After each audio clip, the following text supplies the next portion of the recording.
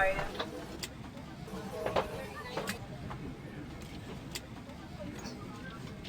Hello, and have a beautiful flight.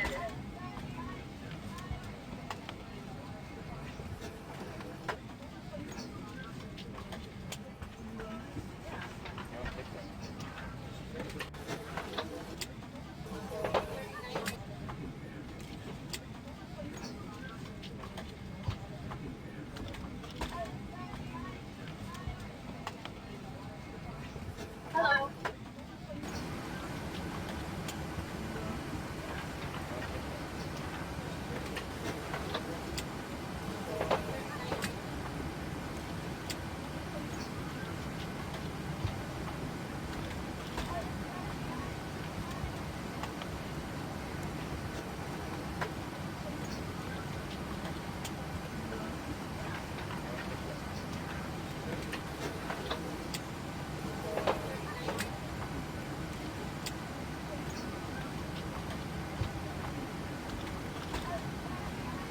Hello.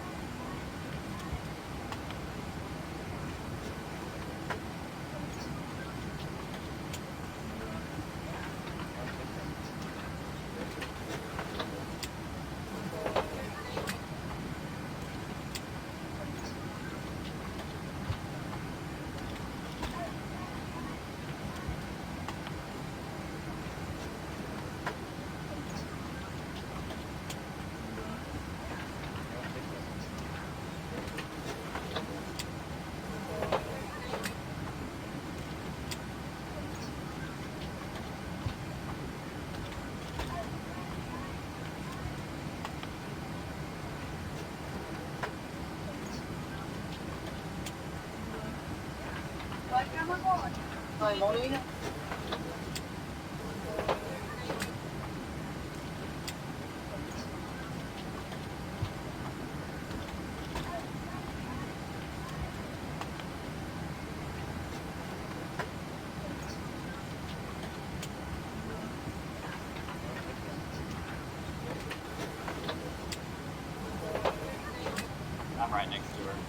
Thank you.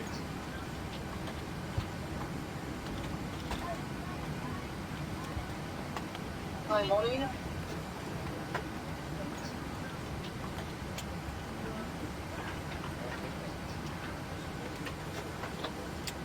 Hello.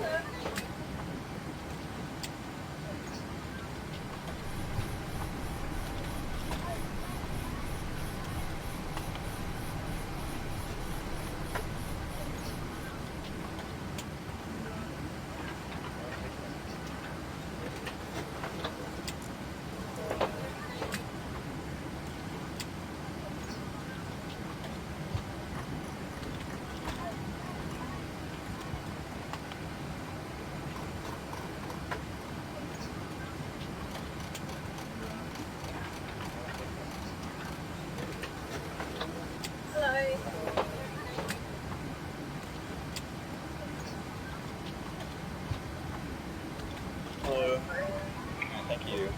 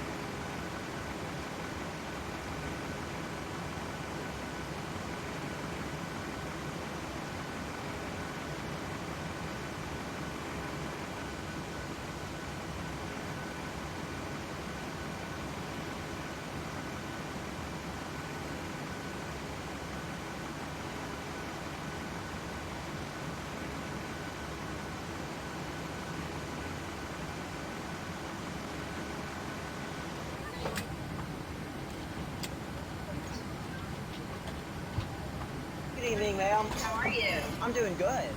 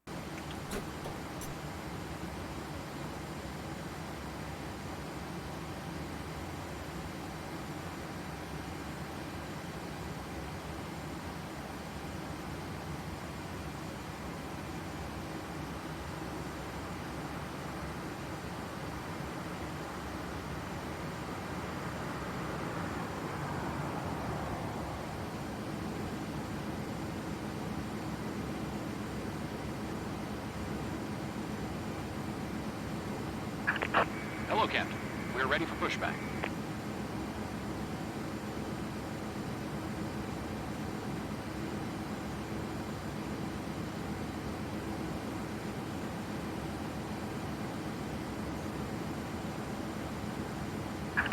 Locking gear.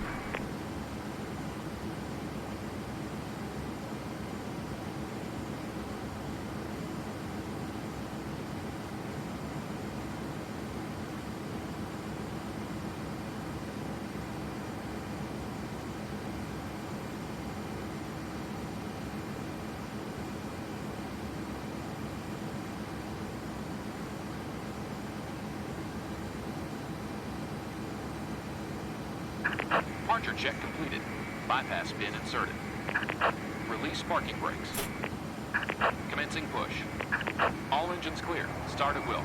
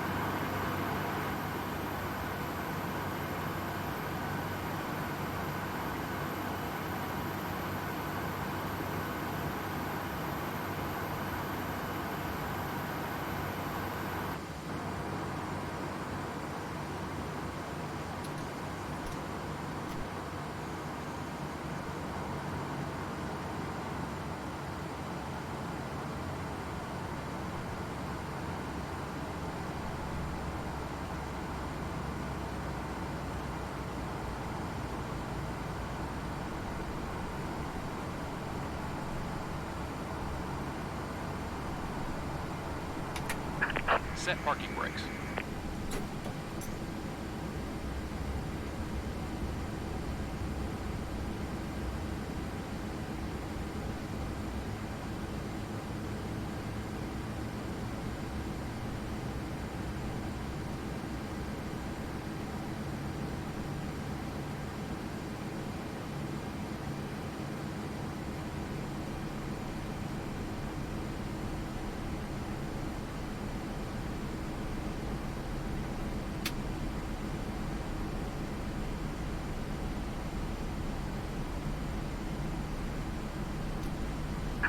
Unlocking gear.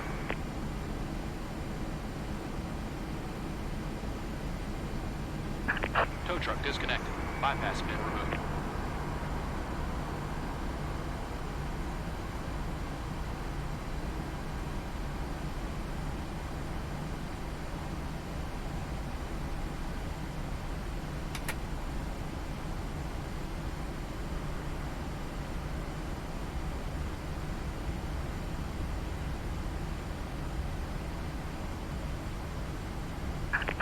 Left is clear.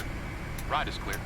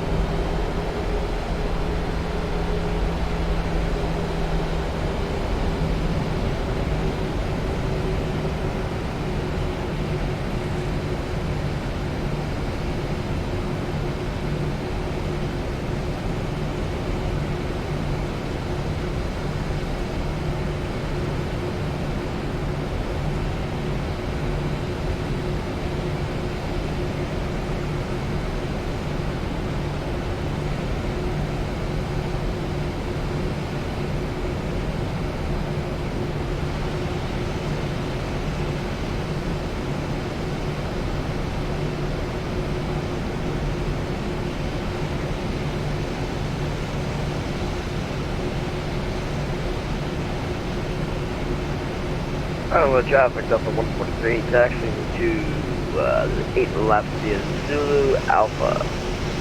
Hold short Alpha, 8 left, Honolulu traffic.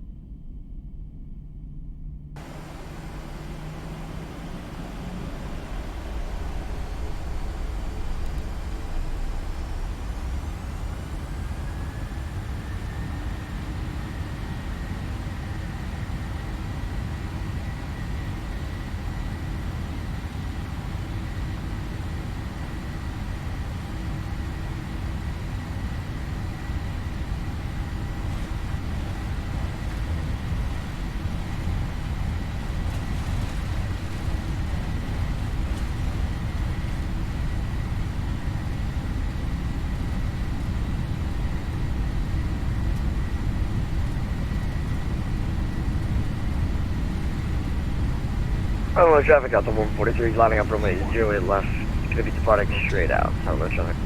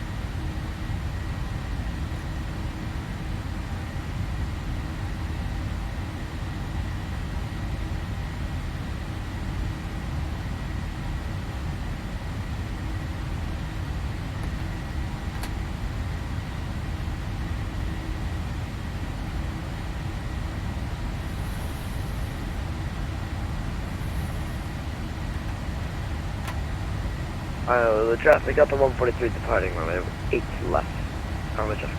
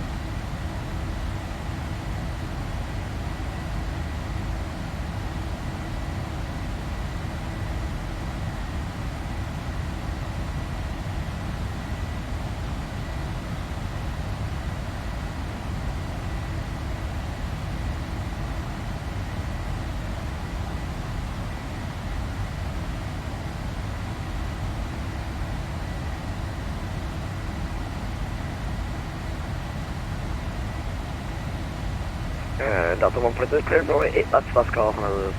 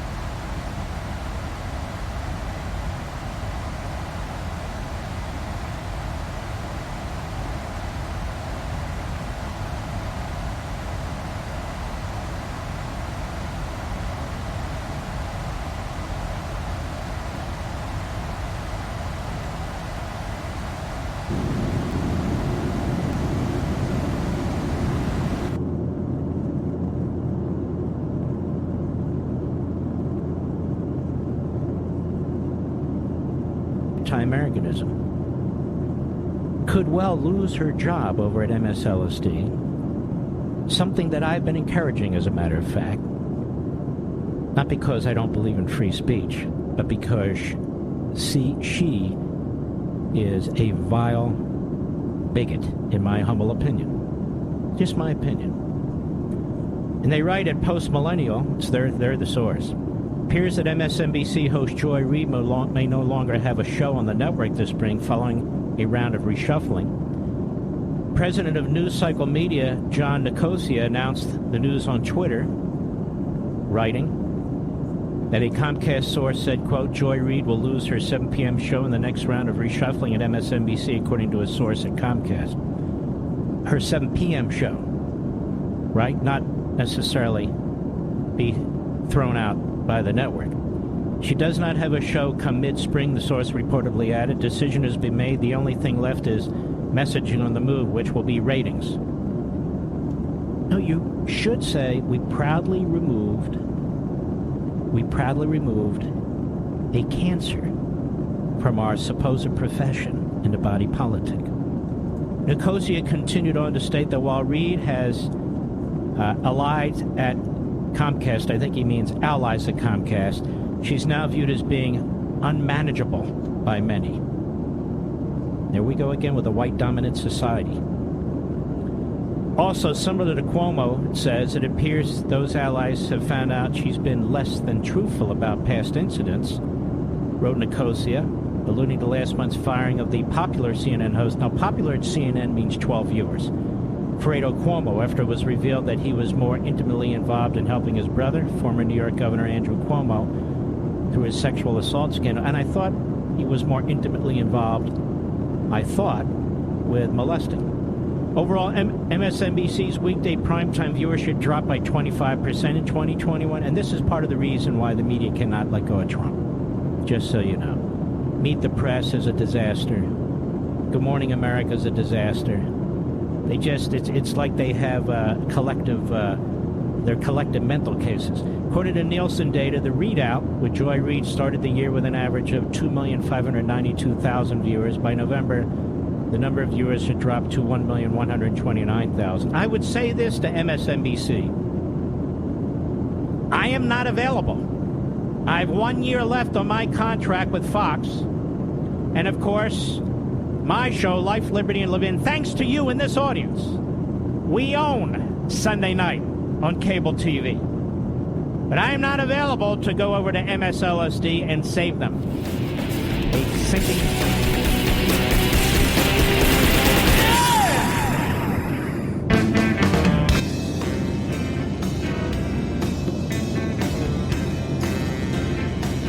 America's most powerful conservative voice, The Mark Levin Show. Dial in now, 877-381-3811. You know, ladies and gentlemen, it's true. The radical left hangs on my every word. Media Matters, Mediaite, and reprobates such as that, as well as our friends. Because I swear we hear things I say in this program regurgitated on our favorite cable networks and other talk shows during the course of the day. But can you blame them? This is a different kind of show. This is a different kind of show. For instance, I want to raise something that I'm sure nobody else has raised. January 6th, as you know, the only person who died was a protester, a veteran, a patriot, coming as close to murder as possible. None of those quote-unquote insurrectionists killed anybody.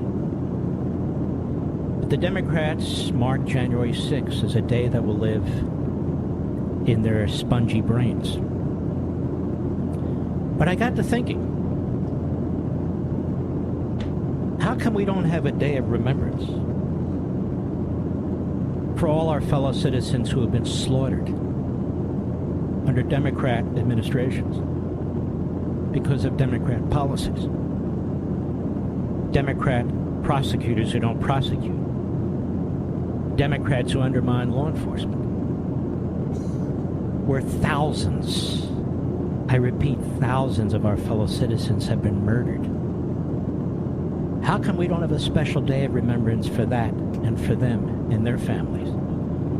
And I want to remind you, just a few days ago, even the Constipated News Network, where Priya Krishnakumar, that's the name, and Peter Nikias, that's the name, they wrote a piece, 10 of the country's most populous cities set homicide records last year. Nobody talks about that as undermining our society. More than 2/3 of the country's 40 most populous cities saw more homicides last year than in 2020, according to a CNN analyst of police department data. 10 of those cities recorded more homicides in 2021 than any other year on record. Philadelphia, Austin, Texas, Columbus, Ohio, Indianapolis, Portland, Memphis, Louisville,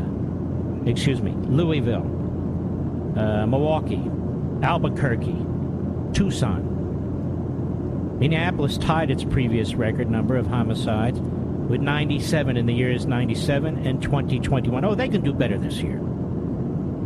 Many cities have seen homicides reach near record highs in the past year. Chicago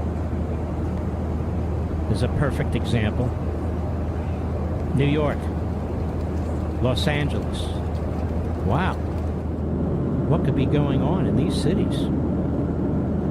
No, there's no day of remembrance for this, for the genocide in our streets. And I'm not even talking about other forms of violent crime. I'm talking about murder. Murder. But the Democrats have an answer for that. Too many guns. No, I have an answer for that. Too many Democrats in control of cities. That's what creates death and mayhem. That's right, I said it. It's reality. Their policies are deadly. Deadly. Why don't we remember January 6th just pick it as a day for the genocide occurring in our cities, particularly among minorities, and almost exclusively in Democrat-controlled cities and towns. Why don't we remember January 6th for that? Because the one person who died at the Capitol building was shot by a Capitol police officer who is now heralded and celebrated as a patriot. That if we're going to remember January 6th on this program, and in my mind we're going to remember it as a solemn day when the Democrat Party implanted prosecutors into our body politic that are on the side of the criminal. When they opened the gates, the prison doors, and let out recidivists, violent recidivists. When they opened our borders to anybody who wanted to come in, including criminals of the worst kind, gang members of the worst kind, drugs of the worst kind. January 6th will be remembered here, and I put the marker down. It'll be remembered as the day every year where Democrat policies have killed innocent American citizens. That's what I think, Mr. Producer. The homicide rates through the roof. The open borders and the crime that comes with it.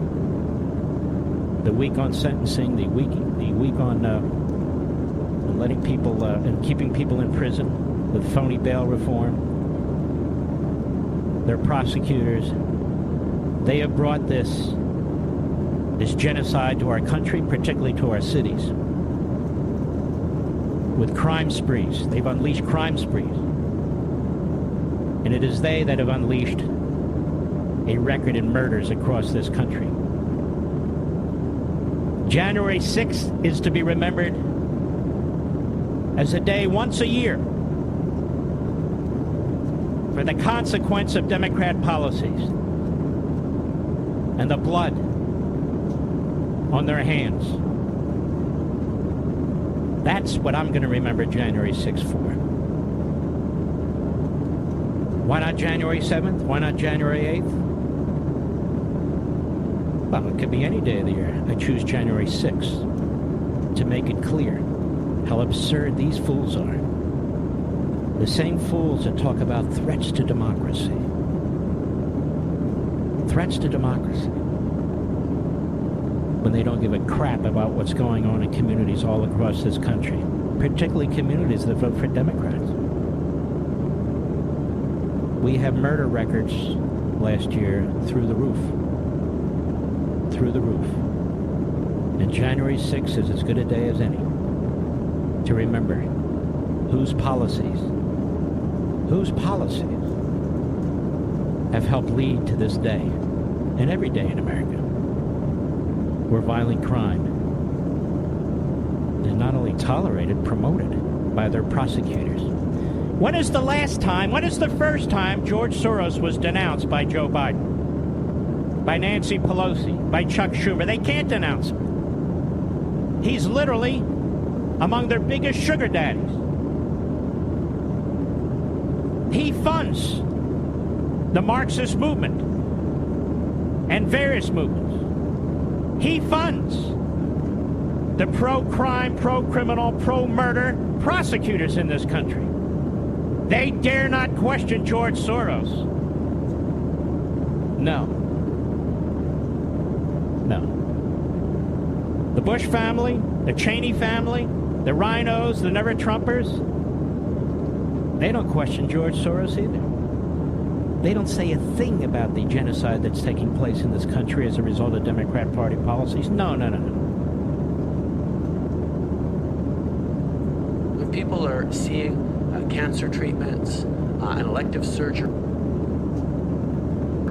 put off because beds are filled with people who chose not to get vaccinated, we're frustrated. When people see that we're in lockdowns or serious public health restrictions right now because risk posed to all of us by unvaccinated people, people get angry.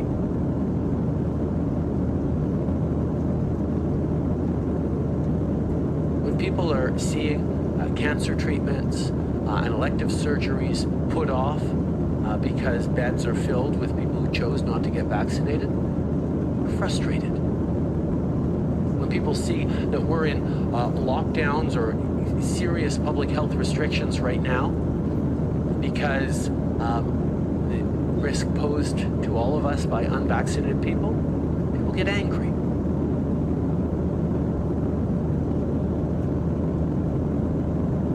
When people are seeing cancer treatments and They want to make good with the media that hates their guts anyway. It's true.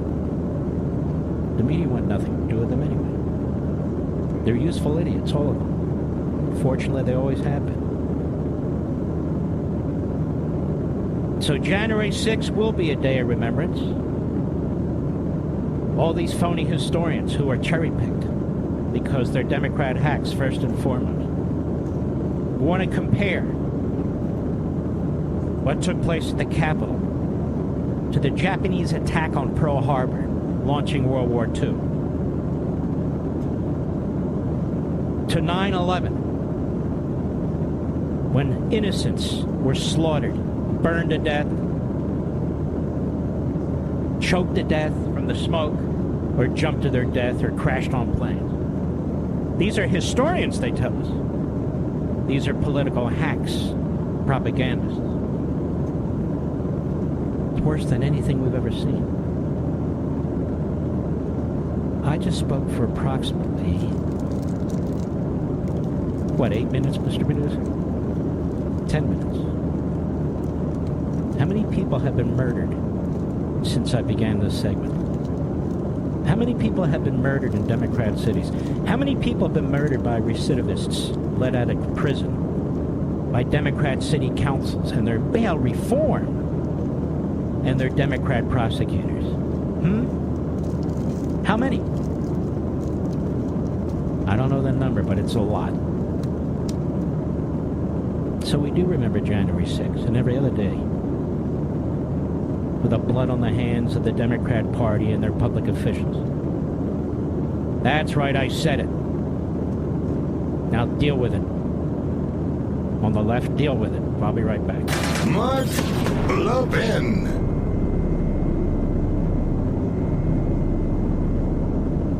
Over 2,000 of you, my listeners, made the switch from overpriced wireless carriers to Pure Talk over the past few months. We want the rest of you to join us and to see what we're talking about. If you're with AT&T and Verizon or T-Mobile, your family could save over $800 a year just by...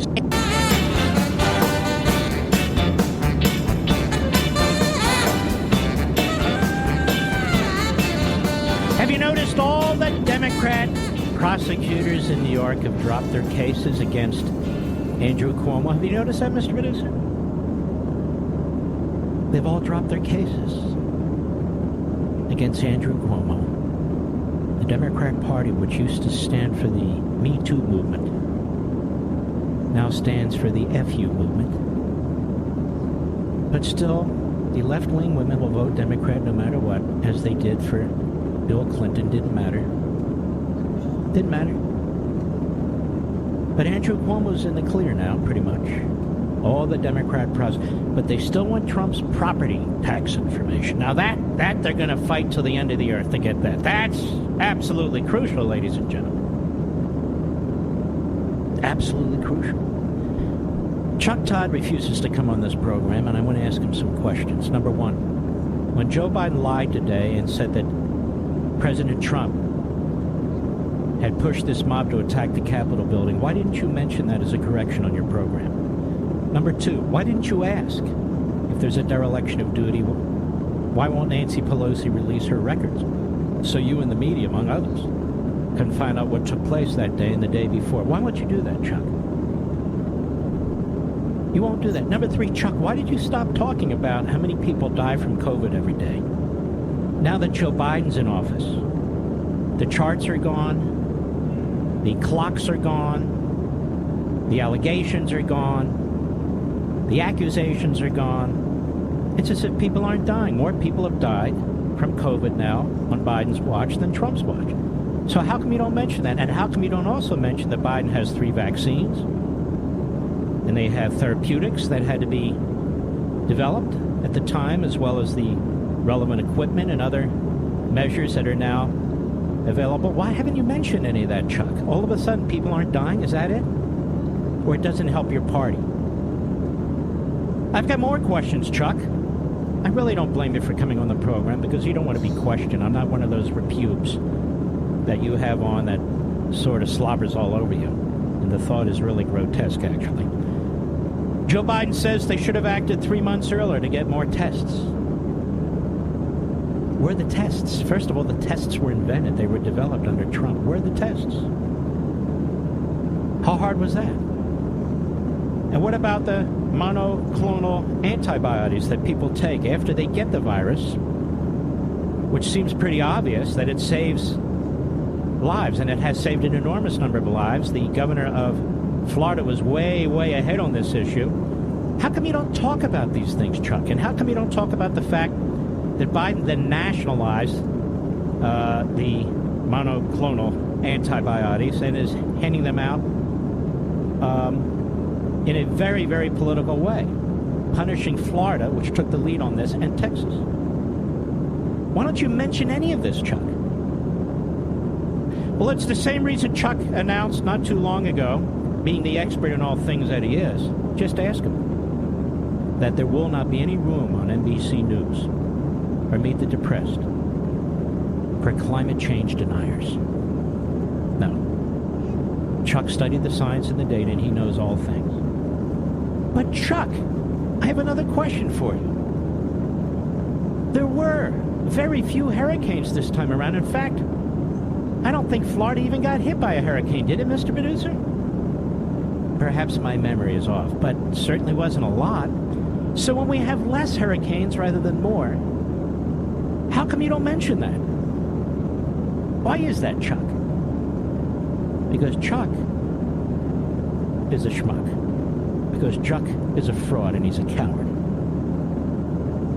And because NBC News is a disgrace. Disgrace. Absolute disgrace. The National BS Corporation. Everybody's sitting on the edge of their chairs. What will the Washington football team call itself now, Mr. Producer? What will the Washington football team call itself? You have any idea, Mr. Producer? Admirals. Serious? Why do you think the Admirals? It was leaked? And where are these Admirals? On the Potomac River? The Admirals? I know, there's got to be another name for the Washington football team. I'm trying to think of one. Should we name them after a planet? Mars? Venus? No, how about Uranus? I think that would be a good one. I'll be right back. Ladies and gentlemen, this final hour of the podcast is sponsored exclusively by AMAC, the Association of Mature American Citizens. Now over 2 million conservative members strong, AMAC believes in and stands up for the values that we care about: faith, family, and freedom. Thank you for listening, and please support AMAC. And you can become a member at amac.us/join. He's here. He's here.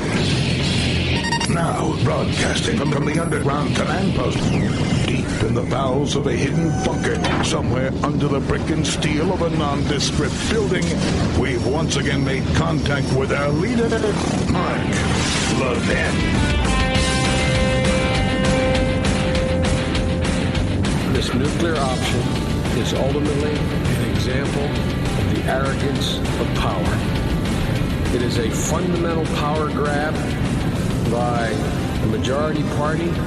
They want, because they can't get their way on every judge, to change the rules in midstream, to wash away 200 years of history.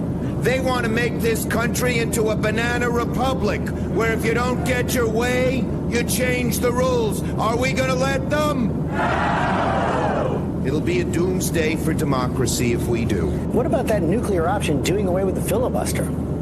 Well, I can tell you that would be the end of the Senate as it was originally devised and created going back to our founding fathers. We have to acknowledge a respect for the minority, and that is what the Senate tries to do in its composition and in its procedure. This is why you hate all these people, and you should.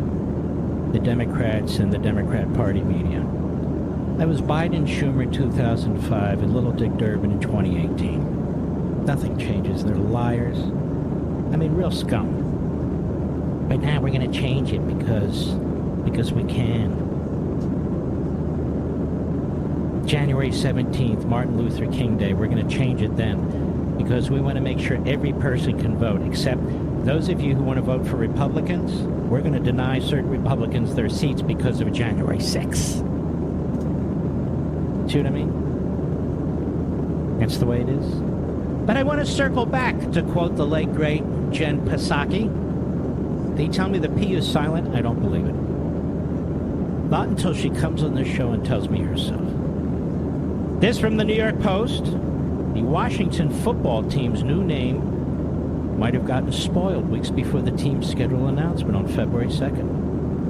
On Monday, CBS Sports reported, and they're never wrong, that that a website, WashingtonAdmirals.com, redirected to the WFT's, Washington football team's official website, WashingtonFootball.com. Although the domain no longer leads to the official site of the NFL squad, the name Admirals is reportedly one of 9 different names being considered for the club's new mascot, including Armada, Presidents, and Red Hawks.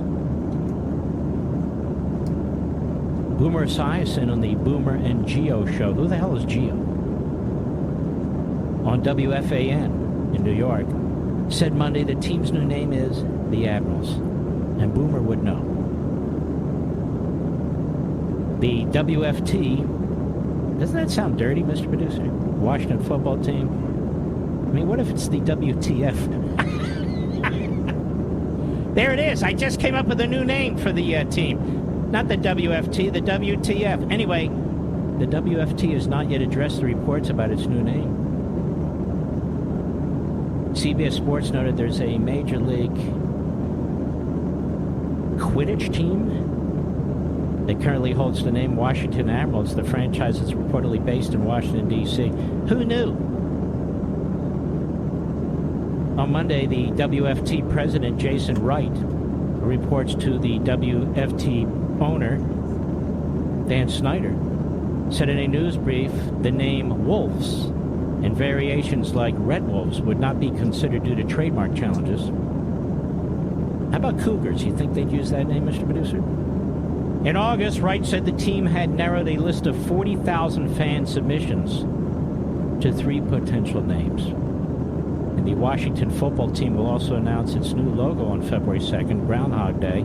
They also teased new uniforms Tuesday that feature stars on the jerseys. So as long as there's not stars and stripes, like an American flag, because that would be very, very offensive and very controversial. Maybe a hammer and a sickle, but nonetheless, the Admirals.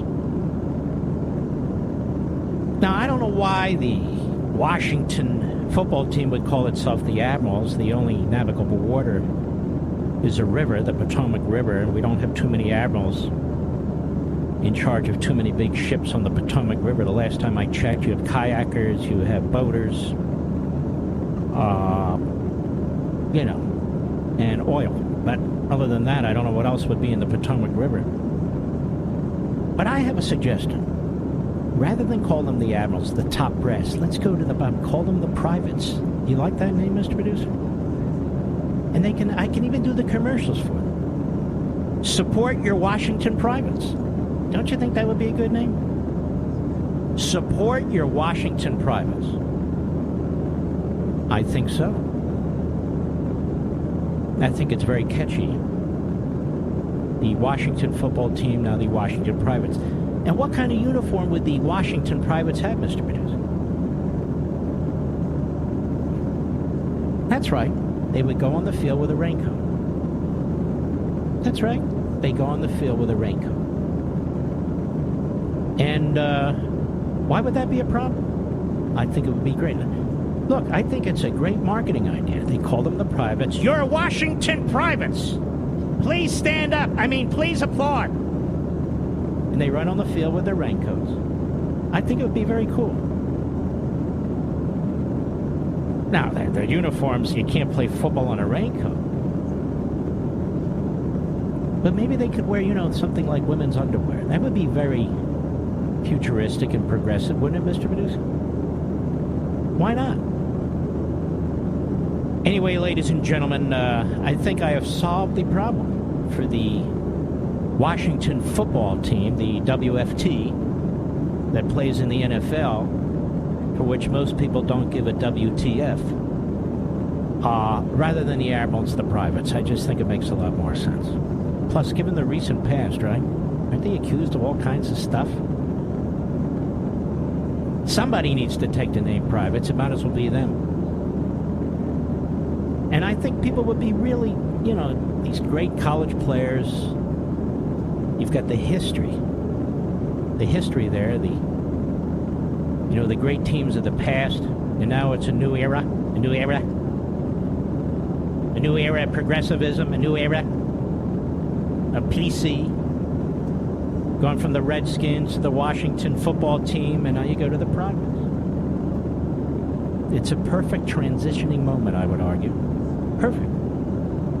I can see all their new fans, too, can't you? In the stands. Professors. People who work at think tanks. People who write stupid laws. I could see their fans. Yes, they're the privates. We support the privates. We embrace the privates. Throw the ball over here, privates. You see what I mean, Mr. Producer? I think it would be great. And the privates can play all kinds of teams, What kind of teams could they play? All right, enough of this already, but what a stupid name, the Admirals. Hey, they might as well call them the Washington Generals. You remember the Washington Generals, Mr. Producer? The basketball team? They kept losing to the Harlem Globetrotters. They were a joke. They were a foil. Do the Washington football team, do they not understand that they'll be compared to the Washington Generals? Oh, it's just the Washington Admirals. Oh, the Admirals? Oh, yes. Oh, you mean like the Washington Generals? Yeah, pretty much.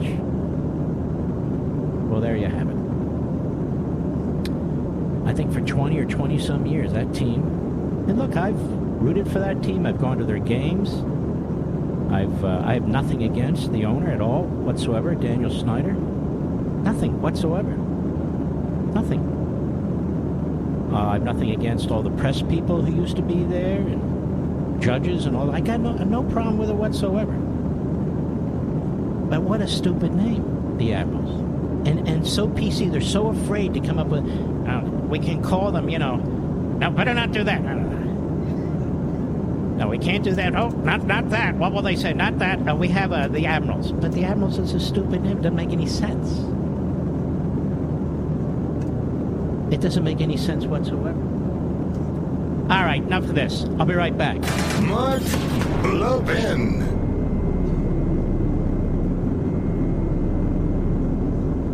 AMAC, the Association of Mature American Citizens, is one of the fastest growing organizations in America. Now over 2 million conservative members strong, and I'm... So it's been kind of funny to hear everybody talking about January 6th. I'm like, I've always wanted people to mark January 6th. But, I think it's amazing to see how our establishment regime is exploiting one instance of political violence while hiding nearly every other instance of political violence that we've experienced in recent years in order to, weaponize our systems against political opponents. And I knew today would be bad. I didn't expect that they would be quite so clownish in how they went about it.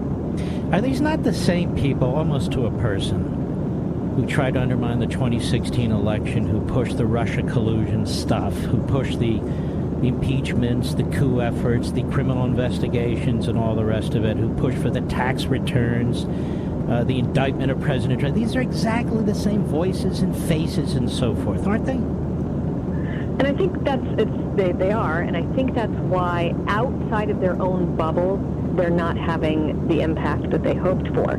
Everybody experienced what they did to the country for 4 very long years. The regime did not accept the results of a free and fair election in 2016. They used every tool at their disposal to go to war against the American people for the crime of voting for someone that they didn't approve of. They spied on a presidential campaign. They leaked classified information in selective and manipulative ways to push a really dangerous lie that the previous president was a traitor who had colluded with Russia to steal the election. That's a very serious thing to say. They weaponized issues in order to do something that should be done very rarely, which was impeach a president. They did it twice. They talked about 25th Amendment removal. They ran a resistance from within the government. They did really horrific things. And then they also changed our election laws in unconstitutional ways, engaged in censorship, with the ruling class, working with big tech oligarchs to censor political opponents, hiding and suppressing news that was of vital importance to the American people. They really went all in against the democratic parts of our republic, and now they're claiming to care about democracy, and nobody who remembers recent history believes them. They claim to care about democracy. When they lose elections, they attack the Electoral College. They attacked the Supreme Court in 2000. There's endless amounts of audio and video showing them challenging the election of Republican presidents on the floor of the House and bringing litigation. Al Gore did that for weeks and weeks and weeks. Also, the Russia collusion, as you point out. And in 2020, isn't the effort here really to intimidate people so they can't even discuss 2020?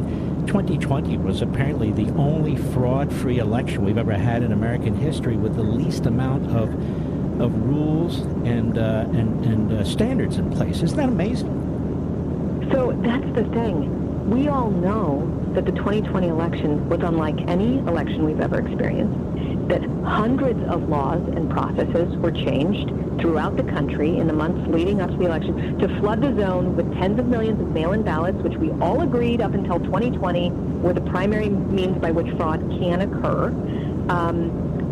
And nobody talks about the actual weirdness of that election, with the exception of there was that one Time magazine article that came out that said, and I quote, there was a, quote, conspiracy by a well-funded cabal of powerful people who work to change rules and laws, steer media coverage, control the flow of information to create, again, I quote, a revolution in how people vote. You know that if this was an election where people on the right had done this and that someone on the right had won, this would be non-stop news coverage, concern about rigging of elections and integrity of elections. And yet they don't even talk about it at all when there are hundreds of things that they should be talking about. There is a very legitimate reason why people are concerned about the integrity of our elections, and the media and other Democrats don't want to talk about it because they want to keep the rigging going. This committee, this Stalinist-like committee of Pelosi sycophants, were there for whatever reason, but they're there, we know, to advance her agenda to get Trump and his supporters. They've been leaking a lot.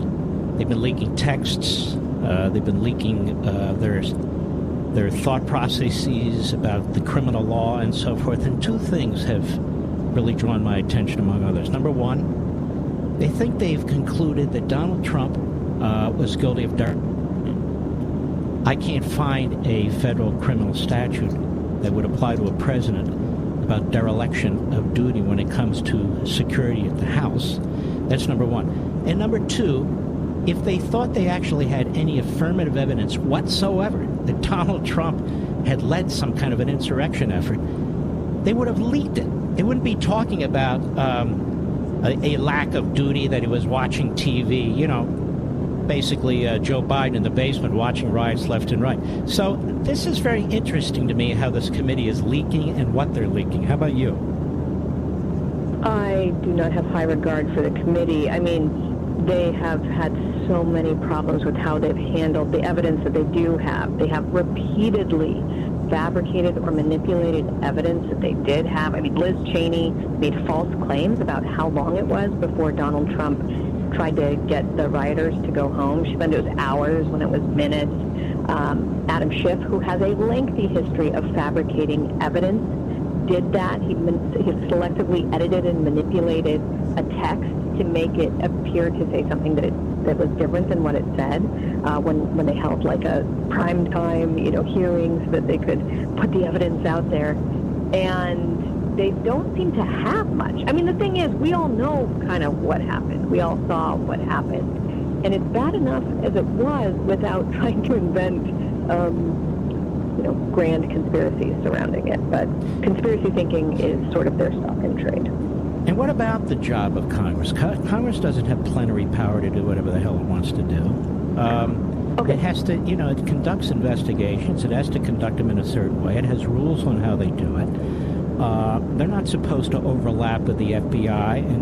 And I think Liz Cheney really gave it up on Sunday, again, when she said, look, we want to prevent Donald Trump from being president. We want to see if there's any law that he broke. And we want to change the Republican Party. Well, that's not legitimate. There are so many problems with that aspect of this committee. Congress is different than the Department of Justice. They're not there to investigate and prosecute crimes. They can do oversight. They can do legislation. And nothing that they're doing seems to be in that purview. They are using surveillance authorities and tools that were never intended to be used against domestic political enemies, although I will point out that critics of the expansion of those tools always warned that they would be used and deployed against domestic political enemies. And the committee is in the violation of its own rules. Just tonight, Liz Cheney said on special report falsely. Hold on 1 second. You may have to go. Are you still available for the next segment or not? Yes. All right, don't leave. That music means we'll come back. She said falsely on special report. We're going to continue with your point.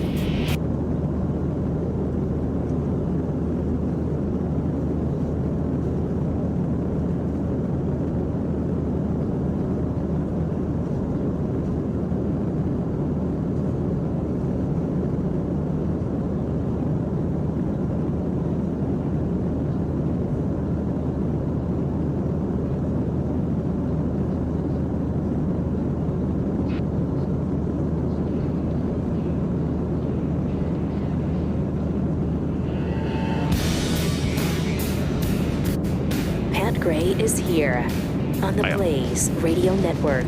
Good morning, Americans. It's Friday. Great to have you with us. Thanks for being here. 888-900-3393. Also at Pat Unleashed on Twitter. This is kind of fun. There's a little flyer here reminding us that Soylent Green from the movie from 1970 actually took place in 2022. Oh, no. Uh-oh. Look at that. Feels kind of real. Yep. People. Sure does. It's people. Soylent Green is made out of people.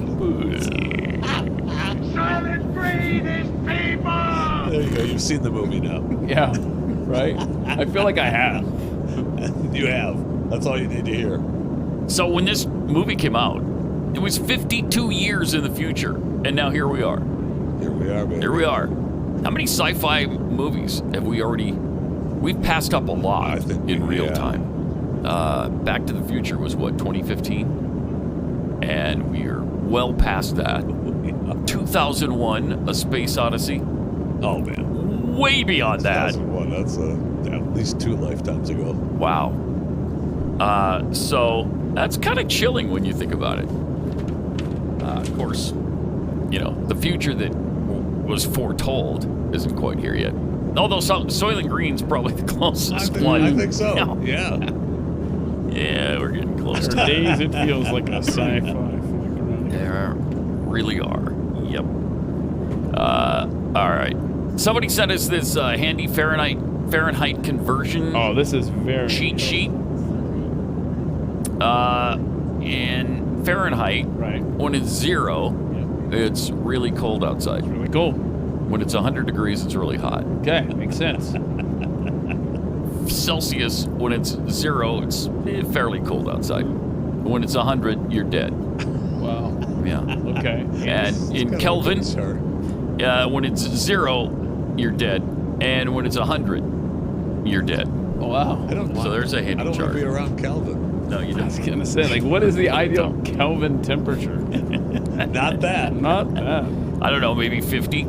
Just a balmy 50 all the time. 50 Kelvin. I don't know. I'm looking it up right now. All right. So, like, if it's 72, isn't that considered the ideal temperature? Okay. That's 295 Kelvin. Okay, so that just must be really cold. 100 Kelvin. Right. Wow. So, it's a beautiful 295 degrees Kelvin here at the ballpark. Yeah, it doesn't have That's quite why the we same don't do ring that. to it. All right. We've got, yesterday the Democrats were so dramatic with their speeches. Oh, You're avoiding that.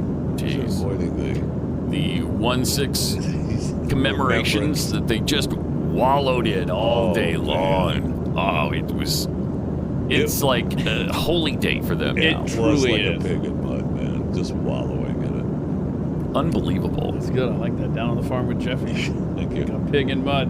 Yeah, if it wasn't the speeches, it was the singing and the tweets. Ugh, with the tweets.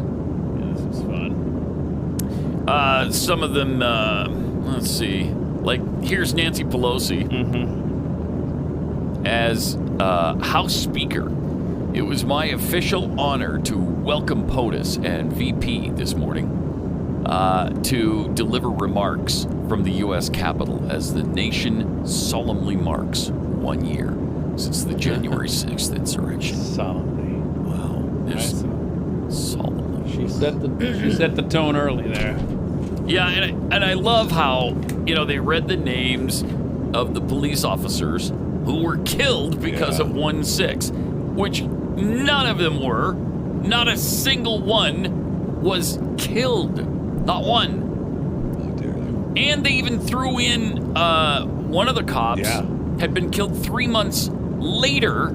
Wasn't even on January 6th. It was 3 months later by a Farrakhan supporter. How do you throw his name into that too? Gotta add on, man. And Biden did. Gotta add on. He was that whole Joe Biden speech. I wish I had not watched it. I couldn't. Agonizing. I didn't. I couldn't watch it. It was terrible. Because Well, we've got some clips from it if you want to see. good. Either that or we have more tweets. I mean, pick your poison. Do you want Biden clips or do you want to hear how dramatic Eric Swalwell was? No, Eric Swalwell. Look back on January 6th. How is this guy even in office? I don't know. I know I've asked that question before, and he's still there. So it's just it's a dumb question. So I apologize. Yeah, I don't understand. I don't either. Understand. Power in the D, baby. Yeah, you could sleep with a Chinese spy for 2 years if you're a Democrat and you're fine. Do you want to see some of these tweets from him? Sure. Because, I mean, he's had an important day, looking back. Let's see here. Here we go. Oh, so after he's done sexting Fang Fang for the day, then he says this. For me, January 6th started as I presided to gavel the House into session. I asked Chaplain Margaret Kibben to lead us in prayer. A few hours later, she abruptly returned to the podium as the mob descended on the chamber to pray for us all. It felt like last rites for democracy. Okay, now this tough guy. That's good stuff. Tough guy right says there. this. What's this? Oh my gosh. At this time a year ago, I stood on the House floor with Ruben Gallego and had a gas mask in my hand, listening to an officer tell us to follow an evacuation route. My coat was off in case we had to fight. Oh, there he is. Which, of course, you didn't have to. Coat is off. I'm ready to throw it out. Close one. Defend Fang Fang's honor. Jeez. In case we had to fight. Who else do we have? Do we have the Chuck Schumer tweet? What's his tweet? What's his? So ridiculous. What I just said in the Senate on the January 6th anniversary, the attack didn't come out of the blue. It was an attempt to reverse our election. Violent insurrection. Call it what it is. It was spurred by Trump's big lie. He's still with us now. We will act to protect our democracy. We don't have a democracy! Oh, that Joe Biden yesterday, he continued it's gotten the worse. entire speech. It's gotten worse. Democracy. I mean, it was terrible. Yeah, I know. And they talk about how close we came to losing our country. Felt like the last rights to democracy. In what way did we come close? Let's say they would have, I don't know, they would have gotten to some of the representatives. Right. And beat them up or something. How did we... There were no weapons. There were no weapons. Lose the country because of that? We're going to lose the country over it? They can't overturn the election. Let's say just for an example, I don't know what made me think of this, but let's just use, let's say that someone were to shoot up a baseball field. Yeah. Okay. Hypothetical. Right? Hypothetically. Okay. And shoot some Congress people. Okay. Would we lose our democracy? No. Of course not. No. I think that's the point right there. They think they are our nation. Like, they don't realize it is a system of government, and they are merely there as caretakers for the moment. They look at themselves as, like you said earlier this week, Pat, rule of man, not rule of law. Yeah. Here's Joe Biden talking about not seeking this fight, but brought this to the Capitol 1 year ago. Will not shrink from it. I did not seek this fight. Brought to this Capitol 1 year ago today. But I will not shrink from it either. I will stand in this breach. I will defend this nation. Yeah. I will allow no one to place a dagger at the throat of democracy. Shut up. We will make sure the will of the people is heard. That the ballot prevails, not violence. That authority in this nation will always be peacefully transferred. I believe the power of the presidency and the purpose is to unite this nation, not divide it. To lift us up, not tear us apart. Yeah, he's done nothing but tear us apart. About us. From the minute he got into office. He's torn us asunder every step of the way. Every step of the way. And again, a dagger to the throat of democracy. What are you talking about? It's a bunch of people milling around in the Capitol. Parading. That's true. I like how he colored the news there, didn't he? How could they have possibly changed the election? They couldn't. There was nothing they could do no matter what they did in the Capitol building that day. No matter what they did. No matter what they did. They would not have changed the outcome of the election. If the worst would have happened. The pipe bombs go off. Yeah, or the building burns they down. Take Mike Pence out and hang him. Right. How does that change anything? It doesn't change a thing. It doesn't. Joe Biden still would have been president. He would have still been standing in the breach. So bizarre. I don't understand. They have to dramatize this to the point where, we almost lost our nation.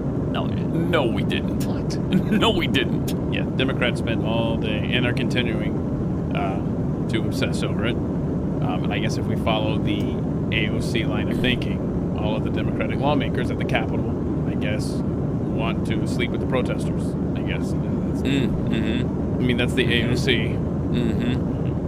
It was an obsession, and it is. I mean, they ramp up to this thing like every year. Every year, you're going to hear about this on January 6th. It's going to be a thing. Yeah, well, it already is, and it's going to continue forever. Here's more from Joe yesterday. To me, the true patriots were the more than 150 Americans who peacefully expressed their vote at the ballot box. 150 Americans? The election workers who protected the integrity of the vote. And the heroes who defend the election workers who expressed their vote at the ballot box.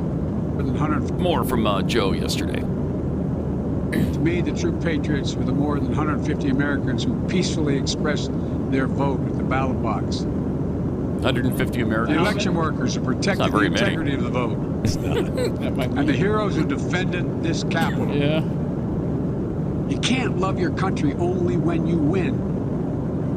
You can't obey the law only when it's convenient. You can't be patriotic when you embrace and enable lies. Okay. Wow. There it is. Look at that. Wow. Do you know that more Democrats believed Trump to be illegitimately elected than Republicans believe Biden is illegitimately elected? Do you know that? It is 29% of Republicans believe Biden was illegitimately elected. 42% of Democrats believe Trump was illegitimately elected. I mean, that number probably holds true today. Oh, I'm sure it does. Maybe more. No question. No question.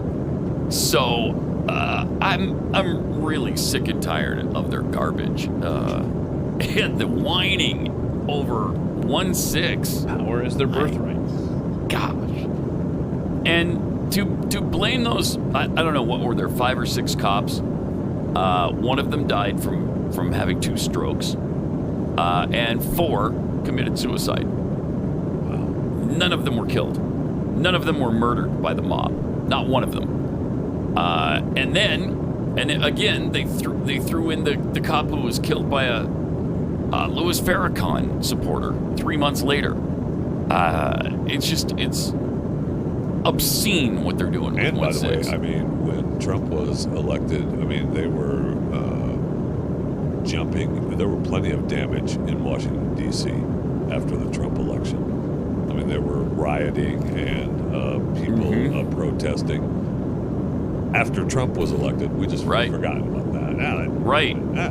Yeah, because the media didn't cover it. They don't care about it. I do recall one death in the Capitol, however, that day, and it was that they don't talk about. No, they don't. An unarmed veteran. Yeah. Shot that is point blank. Completely forgotten. And she's not mentioned at all. Ashley Babbitt, not even a throwaway mention. No. Nope. It's despicable. These people are despicable. I mean, it's not even. I was hoping at least that they would give the throwaway, the protester who died. Yeah, we even had didn't. One protester who died. Something. Nothing. And not a word.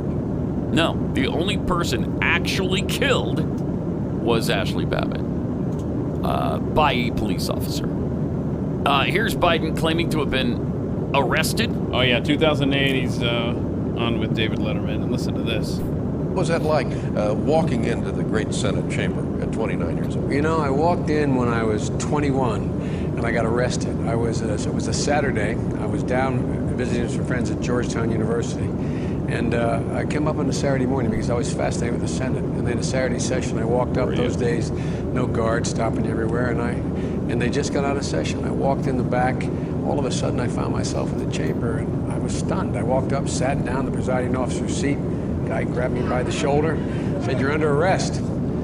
Literally 9 years later, as I walked onto the Senate floor through the same door, that same guy, cop, said to me, "Senator, you remember me?" And I said, "Geez, I don't."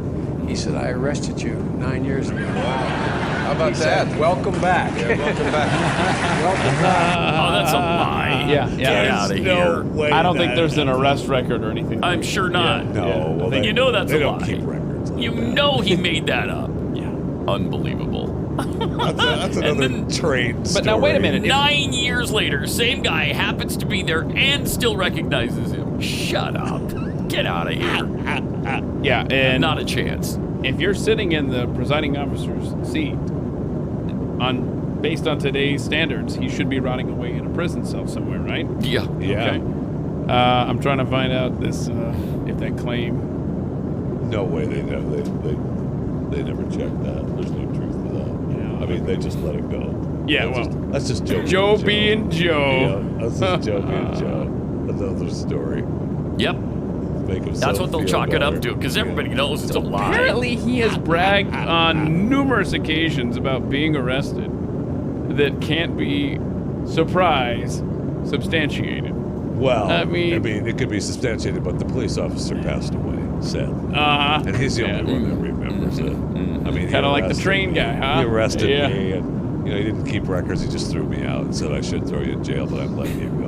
And that's what he was reminding me of 9 years later when I walked in as a senator. Right. We've talked about this one, too, in South Africa. Nelson Mandela, during the apartheid era, said he was arrested trying to visit him. He later backtracked, saying that by arrested, he meant he was not able to move.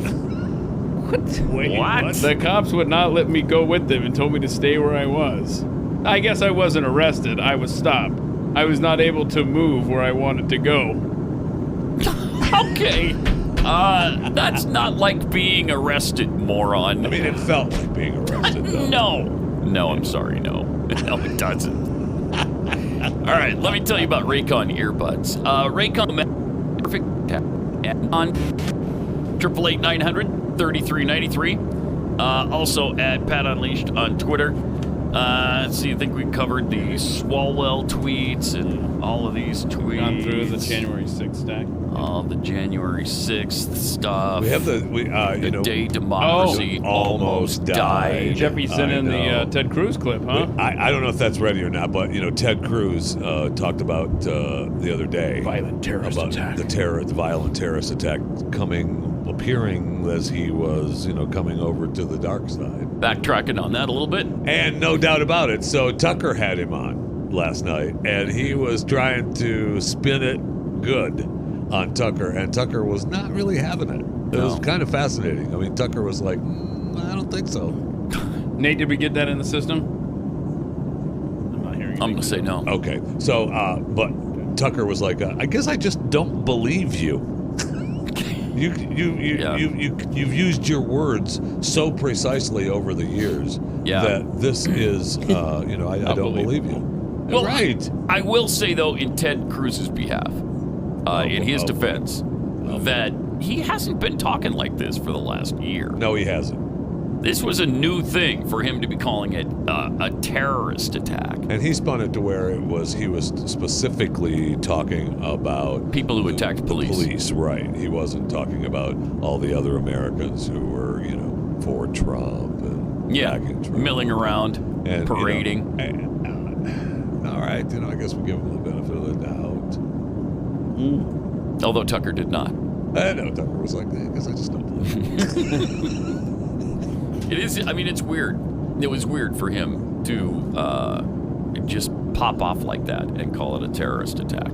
That was strange. Unlike him. 888-900-3393. Also at Pat Unleashed on Twitter. What is this? Not sure where the school is. Yeah, I don't know where this school is, but I want you to see this science in action. Let's show the kids going back into the classroom, getting their temperatures checked before they are allowed to enter. See that? See, we're just gonna do a scientific. Yeah, you're good. Oh, she's just touching them, their foreheads. Yeah, you're a little warm. You stay over there. Yeah, you keep going. So this is science in the classroom. And no, that guy's rejected. Look at that. So, it's an exact science keeping COVID from spreading inside schools, as you can very well see there. That's really bizarre. Really bizarre. Why aren't you using, the thermometer thing? That was in her hand. Did the battery die or something? It probably did. It probably did. And the ones that she's rejecting will have to go, get tested once they get the new batteries. Gotcha. It's very important to have new batteries in your handheld devices. Happy Friday. Welcome back. I miss you. Meanwhile, in Germany, they had 700 sheep that they arranged in the shape of a syringe. Do they not art. see the irony in this? It's sheep. Mm-hmm. And they're shaped like a syringe. Get awesome. That. It's awesome. Isn't it, though? Thank you. It's great. You don't see that every day. What a waste of time. Yeah, they were saying... Why would you do that? Yeah, the shepherds were just saying that, look, we're just doing our part to spread the message. Oh, look, there's the one sheep who won't have anything to do with this. All right, you go, run, be free, sheep. Okay, it's the stupidest thing I've ever seen. It's really pretty asinine, yeah. Yeah. And in France, French President Emmanuel Macron said he wants to punish unvaccinated individuals by using strategies designed to frustrate them. Yeah, it's good. What an a-hole. There's a leader. Yeah. Oh, yeah. Allegedly, Macron even went so far as to say unvaccinated people are not citizens and plans on perpetuating discrimination against them until the end. Wow. And France is what, 85 to 90% vaccinated. Jeez. I think their numbers are pretty high. So I mean the level of the pandemic of the unvaccinated pretty low in France. And Italy is doing all kinds of mandates and lockdowns too, where if you're unvaccinated, don't leave. You don't get to do anything. Have a nice day. It's getting pretty bad. Yeah. It's getting to the point where, it's them against us. This is the defining issue of our time, quite frankly, of our lifetime, I feel. Vaccine mandates. You either stand up to these or you are telling the government, do whatever you want to do. Europe has been on fire. And we're not seeing a lot of reports here in the United States, but people have been protesting throughout Europe for the past months over these mandates and lockdowns. Yeah. And yet they still are putting the hammer down, man. They don't seem to really care. You better stand up. You better stand up in your states, in your cities, your local municipalities, because this stuff's only going to grow in size like a cancer if we don't try to stop it. In fact, on January 23rd in Washington, D.C., there's that Defeat the Mandates march. So it'd be interesting to see how many people show up for that. They're meeting at 11:30 a.m. at the Washington Monument. So, Defeat the Mandates. We'll put this information out at Pat Unleashed on Twitter if you'd like to check it out. A couple dozen people will show up to that. Nah, I don't know, man. I think it might be pretty big. It might. I don't know if it's going to be as big as the European protests. But first of all, Europeans just seem to protest more, right? And secondly, they got more to complain about over there. Yeah, they do. Which is why we left that stupid content in the first place. Let's not forget, we left it for a reason. And we see that reason reinforced often. All right, 888-900-3393. Also at Pat Unleashed on Twitter. CNN doctor wants punishment for the unvaccinated. This is what we're talking about. I mean, It just continues to go downhill. It's not going to get better on its own, I'll tell you that. Check this out. Yeah, again, I get the idea of creating a moral standard here and really judging, being willing to judge and say things out loud. The question is, and I also get protecting the vulnerable. Kids under 5 can't get vaccinated. People who are older and maybe have medical conditions, even if they are vaccinated, are vulnerable. I get acting in ways that make their lives safer. But by and large, if you're vaccinated and boosted, even if you get infected, you're going to be fine. You're going to be fine here. It's the unvaccinated who are going to be hurt. So why should anyone who is boosted bother at this point? Thank you. To do anything that makes the unvaccinated more safe? Well, look, I want us to act as a community. I want us to act as a team. When you're fighting a war,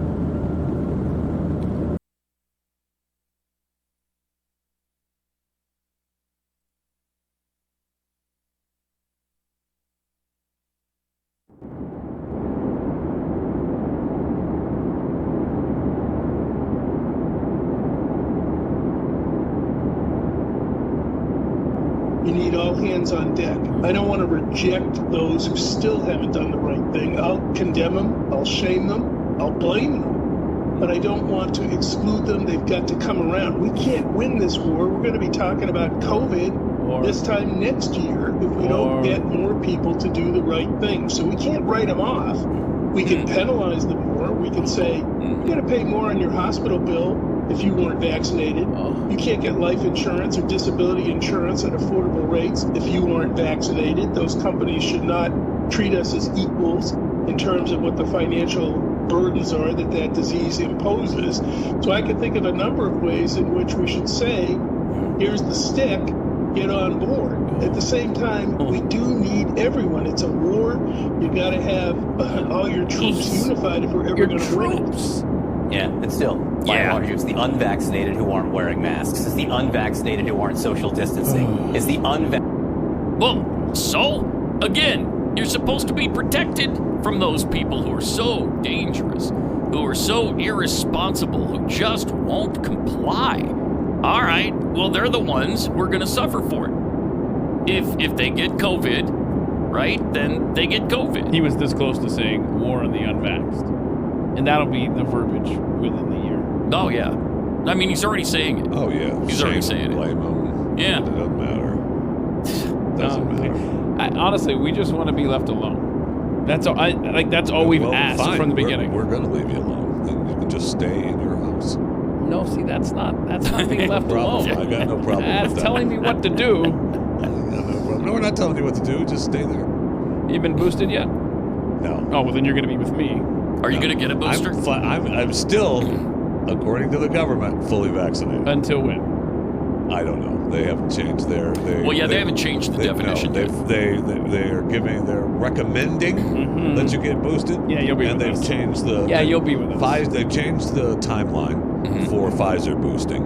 If you're fully vaccinated from Pfizer with the double dose, you can get the booster after 5 months. Moderna is 6 months, and Johnson & Johnson, I think, is 3 or 4 months. By the way, you mentioned Pfizer there. You know, they tried to take 100 years to release the information from their studies and stuff.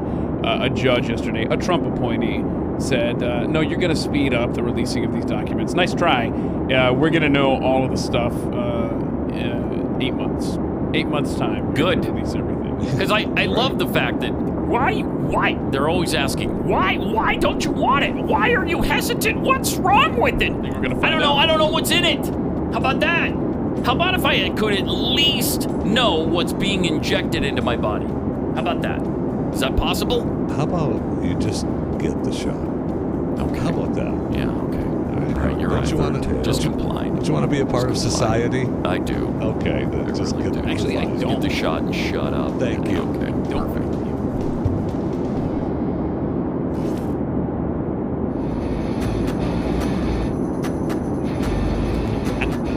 All right, got some tweets here. Let's see. Sitting Duck tweets.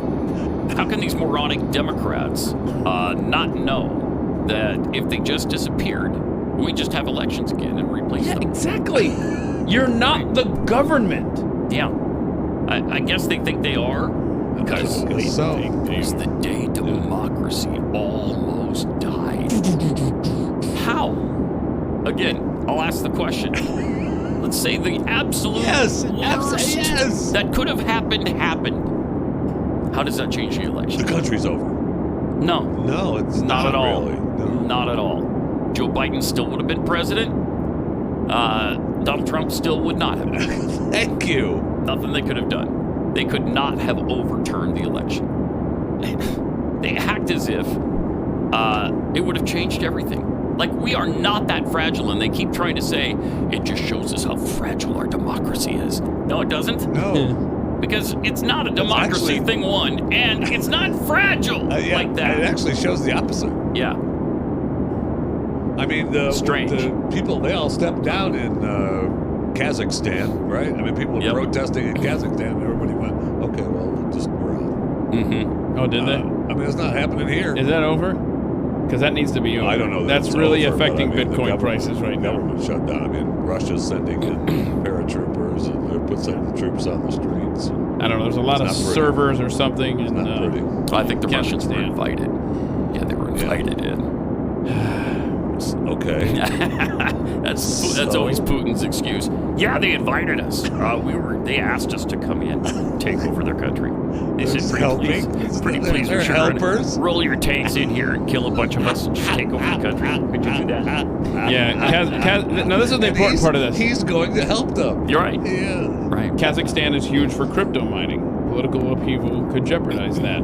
I think 18% of Bitcoin is mined in Kazakhstan, especially after China kicked it out. And so ever since this disruption has happened in Kazakhstan and they've gone offline, the price of Bitcoin has been crashing over the last couple of weeks. Not good. Don't like it. Weird. I wouldn't have thought that Kazakhstan was a big Bitcoin mining We got to area. talk to Stu about this because those are two things in his wheelhouse: Bitcoin and Kazakhstan. Yeah, he loves it. Wow, the two things. Look, if we can find a story about purses, it'd be like a trifecta for Stu. Get him in here for that. We should have invited him when they were stealing the $1 million the $1 million purses. purses. Actually, they were over $100,000. Yeah. Took 13 of them or something. Can you imagine a purse that sells for $100,000? Is it crusted in diamonds? Is that Probably. Is that why? It probably has a gold trim and diamond pendants in it. Crazy. The Steadfast Baptist tweets, so Fauci is the science and Biden is the government. Do I have that right? Yep. Yes, you do. Yes, you do. Yeah. The Steve 40...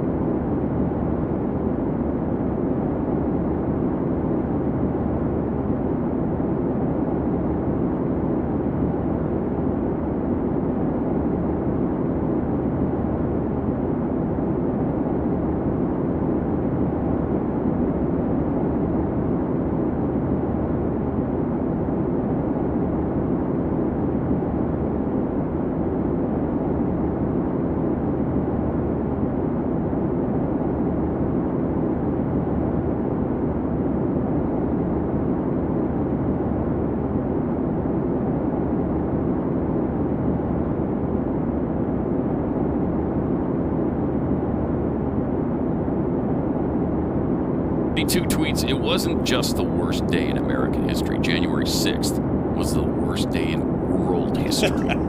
Actually, in the history of the universe. Oh, my. It was worse than Armageddon. Wow. Parading fugitive tweets was Biden talking to his side of the aisle. They're the ones that need to hear that message coming together. That's for sure. Oh, man. Also, a couple of listeners sent us some treats. What? Pathead Rowdy Introvert had food sent to us yesterday. What? Oh. A lot of basic 4 4 happening here. Yep. I think that's it. Sorry, guys. I didn't realize they sold the basic 4 anymore. Who's a big Ritz fan? I like Ritz. Well, those are good. Okay, yeah. So I'll eat Ritz, them. it's I like like those the oven baked ones. Yeah, those are real good. The different flavors. Those are really good. This is Jeffy written all over it. This is the ketchup. The chili sauce, right? Oh, okay. Chili sauce. These products are fine. Seems like you're not satisfied with it. I'm not really. I mean, I'd rather have the Ritzes. I don't know what. These look really tasty. Oh, they're called Bueno. Yeah, you guys love those. I've never had a Bueno. They're the same thing as Same thing as the stuff hippo? that you like. You think so? Same thing as those. Yeah, This is like same yes, color. It's like that. Same American version of the Uh-oh, Sour Patch, all sorts of candy and stuff. Nice. Thank you. Thank you, Rowdy Introvert. Now, the next food-related gift that we got from a listener, we're going to have a talk with. The Gare Bear sent us a Walmart gift card and some instructions as to how to... First of all, he expects us to go do the shopping and then bring it back here. No. And actually follow the recipe he gave us. Literally never happening. That's, How about no? So thanks for the Walmart gift card. The Gare Bear, have you met us? Right. Thanks for the helpful guide of the. He even gave us pictures. Like he took time to say, "Look, these are what you go and get." You lose me on the instructions. That's not happening. You don't. Look how many steps there are. You can't expect anybody from this room to do anything with food. Not even close to that. I think it's a crock pot. I'm not even doing that, bro. No, you should come down here and cook it for us. Yeah, isn't he? Yes. He is local. Metroplex? He is local. Yeah. You come down here. Come down here. Studios. Yeah. Okay. So the Gare Bear, you bring the ingredients. You cook for us. And you can bring it to us because I barely want to walk over there to the kitchen. And then for your trouble, I've got this. I've got this gift card from Walmart that I could give you for your trouble. Yeah, don't come here to get the card though. Go to Walmart, pick up the goods, then bring the goods here. We'll give you the card back. Then somebody said, "Yeah, you don't have to talk about me, but they dropped this off."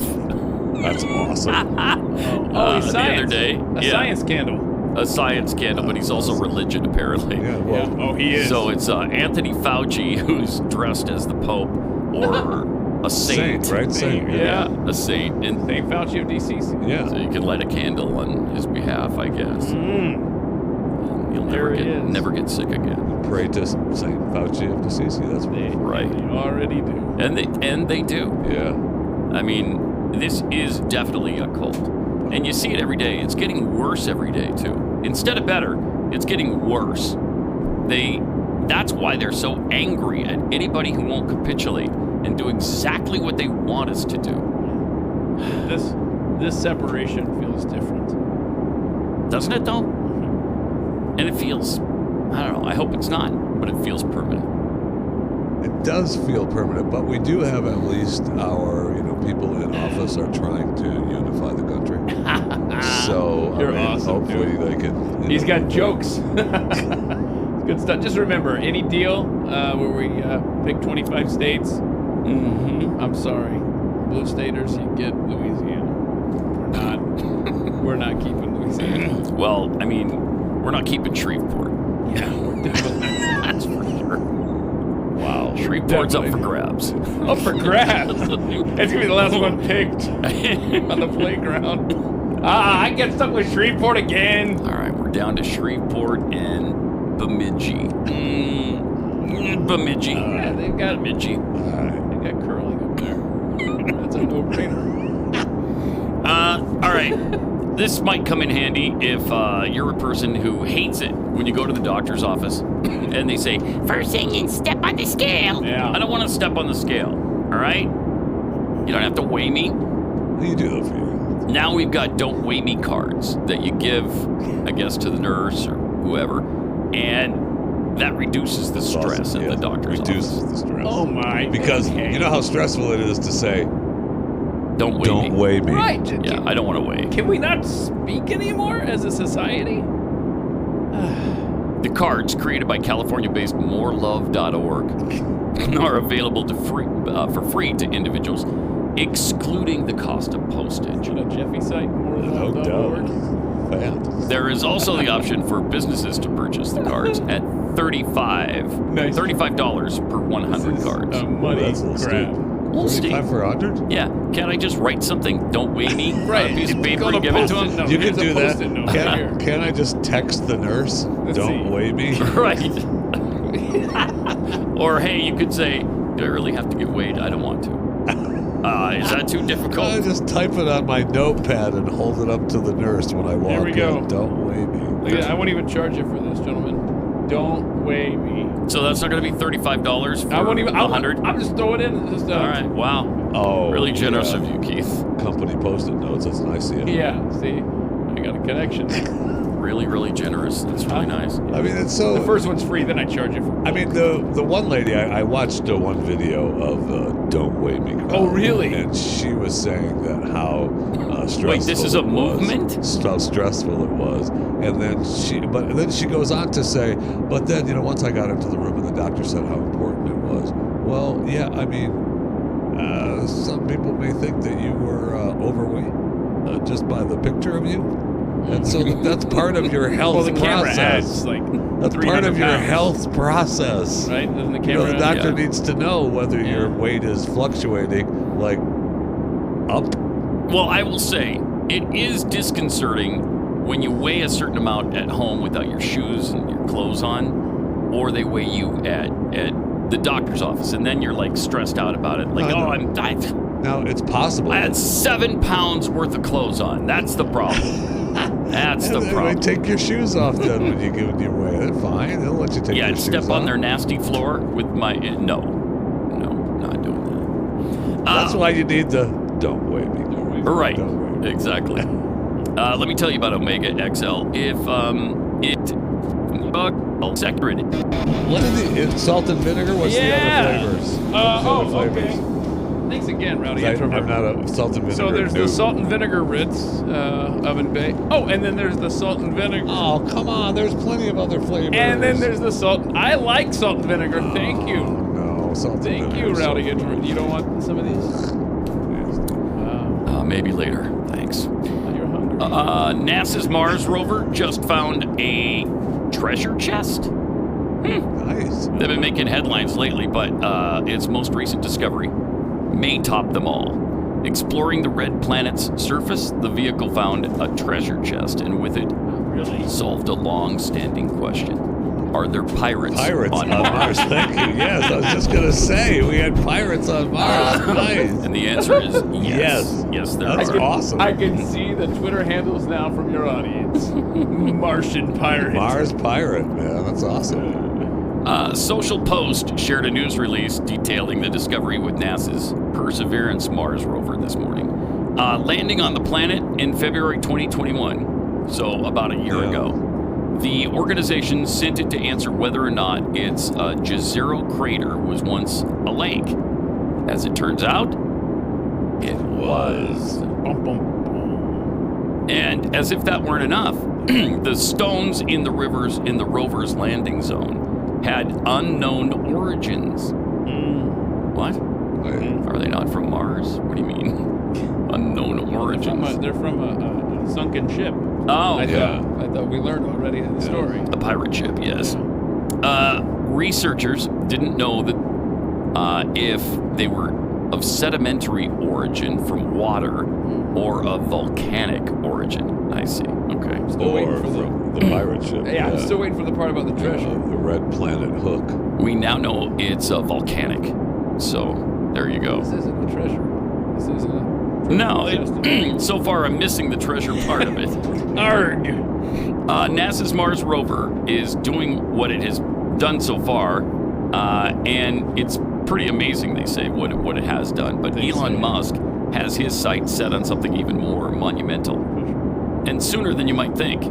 Musk states that SpaceX will send humans to Mars within the next decade. I mean, that seems like it's not going to happen. Seems slightly ambitious. Yeah. Since we can't seem to get back to the freaking moon, which we went to 50 years ago. And on top of which, he believes that we will get back. He was getting us to the moon because that's going to be the launching site, right? To Mars. And the moon is just going to be a... Yeah, there's going to be a base on the moon. Yeah. And we're just going to...